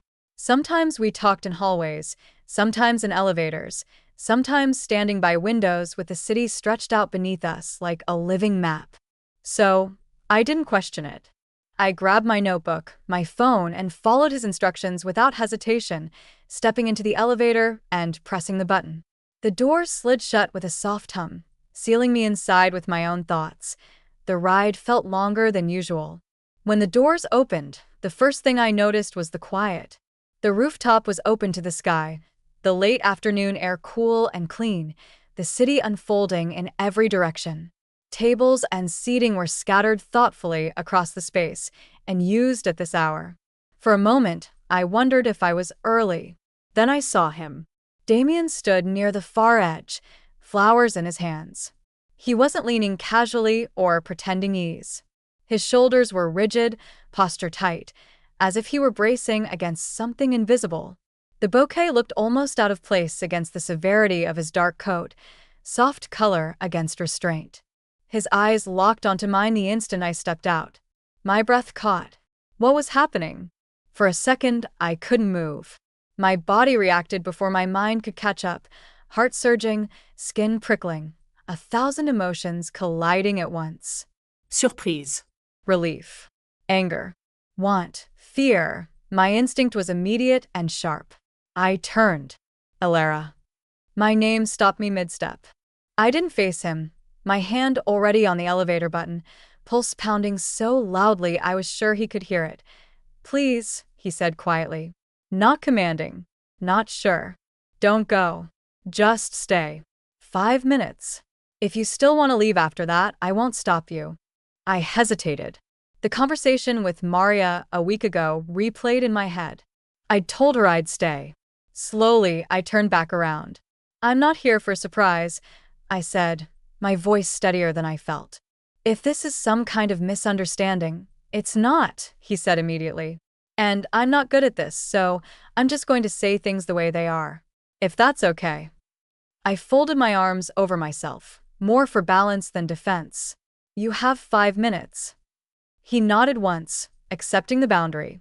The flowers trembled slightly in his grip before he seemed to notice and shifted them to one hand. I'm sorry, he said, for the silence, for the way I pulled away instead of explaining, for letting you believe, even for a second, that you were replaceable. The words landed heavy and precise. My chest tightened painfully. But more than that, he said, I was afraid. I let out a bitter laugh. You didn't look afraid. You looked indifferent. His expression flinched. I know. I was jealous, he continued, jaw tightening, of Adrian, of the way you looked with him, of how easily he stepped into a space I didn't even realize I'd been guarding. He took a step closer, stopping well short of touching me. I was afraid of ruining what you were building, of people thinking you got ahead because of me, of your work being questioned, of your success carrying my shadow instead of your name. Tears burned behind my eyes, hot and sudden. So, you just decided to let me go like that? I asked, my voice shaking now despite my efforts. Why didn't you talk to me? I tried so many times. Why didn't you say anything? My voice came out strangled and wet. I was just short of banging my hands on his chest. He swallowed. I thought letting you go was the right thing. The words cracked something open. I didn't mean to cry, but the tears came anyway, streaking down my face as months of restraint finally gave way. Do you know what it felt like? I demanded. To go from being seen, really seen, to feeling invisible again? I wiped angrily at my cheeks. I blamed myself. I thought I'd imagined everything, that I'd made it all bigger than it was because I needed it to mean something. He listened. I felt so small. I went on, voice breaking, like I'd overstepped just by hoping, like I should have known better. His eyes were dark now, raw in a way I had never seen before. I will regret that for the rest of my life, he said quietly. Silence stretched between us, thick with everything we hadn't said before. Then he spoke again, softer this time. I love you. The words didn't sound rehearsed. They came out awkward and a little rough around the edges. They sounded perfect. My breath caught painfully in my chest. He took another careful step forward. I don't expect you to forgive me. I don't expect you to trust me right away. But I couldn't live with not telling you. I searched his face for hesitation, for calculation. I found none. I love you, he repeated, like he was anchoring himself to the truth of it. Something in me finally gave. I crossed the space between us without thinking, my hands curling into the fabric of his coat, as if it were the only solid thing left in the world.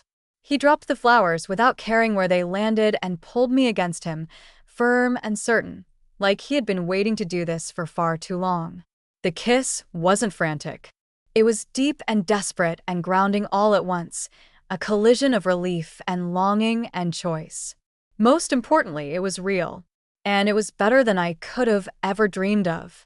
His hands framed my face, thumbs brushing my cheeks with a tenderness that made my chest ache. I kissed him back with everything I'd held in. When we finally pulled apart, foreheads pressed together, breathing uneven, the city spread out beneath us like it was bearing witness. I'm still angry, I whispered. I know, he said, and scared. I know, but I want this, I said. With you. His arms tightened around me. So do I.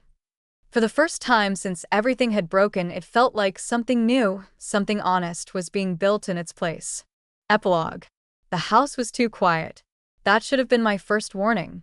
I stood at the bottom of the stairs with a garment bag slung over one arm and a half-finished cup of coffee in the other, listening. No tooting footsteps. No dramatic wailing. No high-pitched negotiations over who got to press the elevator button on the way to the garage. Just silence. Damien, I called. From somewhere upstairs came a crash, followed by a small, indignant voice. He touched my flowers. They were touching me first, our son replied, deeply aggrieved. I sighed, already smiling, and set the coffee and the garment bag down before climbing the stairs 2 at a time. I found them in our bedroom. Our daughter stood in the middle of the room in a pale pink dress, a flower crown sliding precariously off her curls, her hands planted firmly on her hips. Petals littered the carpet around her like the aftermath of a tiny, fragrant explosion. She took after Dad. Quiet and righteous. She looked like a copy of him too. Glacial blue eyes and soft brown curls. Our son sat cross-legged on the bed, clutching the ring pillow like a life raft, his suit jacket already abandoned somewhere I didn't want to think about. And Damien, my husband, my partner, the man who still managed to look devastatingly composed even while kneeling on the floor, held a comb in one hand and a look of quiet resignation on his face. "Hi, babe," he said calmly. "You look beautiful." I smiled despite myself. "I am the flower girl," our daughter announced. "And he ruined my basket." "I did not," our son insisted. "I just wanted to see if the rings were heavy." I crossed the room and crouched in front of my daughter, smoothing her dress and adjusting the crown. "Sweetheart, you're going to drop petals down the aisle, not defend them with your life." She considered this. "What if someone steals them?" I glanced at Damien. His mouth twitched. "No one is stealing your flowers, sweetheart," he said gravely. "They are under your protection." Satisfied, she nodded and turned to inspect her reflection again. I looked at our son. "And you," I said gently, "are carrying the rings." He had my eyes. Maybe my temperament too. I wasn't sure yet. "They're important," he said solemnly. "They are," Damien agreed, climbing to his feet and straightening his tie. "Which is why we're trusting you." Our son puffed up with pride. I watched them for a moment. This life we had built, loud and imperfect and unmistakably ours, and felt that familiar swell in my chest. The one that came not from gratitude alone, but from certainty. "Are you ready?" Damien asked, coming to stand beside me. I nodded. "Almost. Just need to put on my dress." He leaned in, pressing a quick kiss to my temple. The gesture was easy, habitual, as natural as breathing.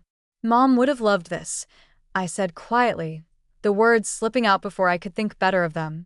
Damien's hand tightened around mine. He didn't say anything. He didn't need to. My mother had been gone for 2 years now. The grief still arrived in soft waves, unexpected, manageable, threaded with gratitude. She hadn't known every version of me, but she'd known enough. She'd seen me build something of my own. Downstairs, the doorbell rang. "Adrian," Damien said, already reaching for his jacket. "He's going to be unbearable." "He's getting married," I reminded him. "That doesn't mean I have to enjoy it." I laughed, the sound echoing through the hallway. We herded the children toward the stairs, one clutching flowers, the other guarding rings with his entire soul. The house filled with movement and noise and the kind of chaos that only love could make bearable. As we stepped outside into the bright morning, Damien squeezed my hand.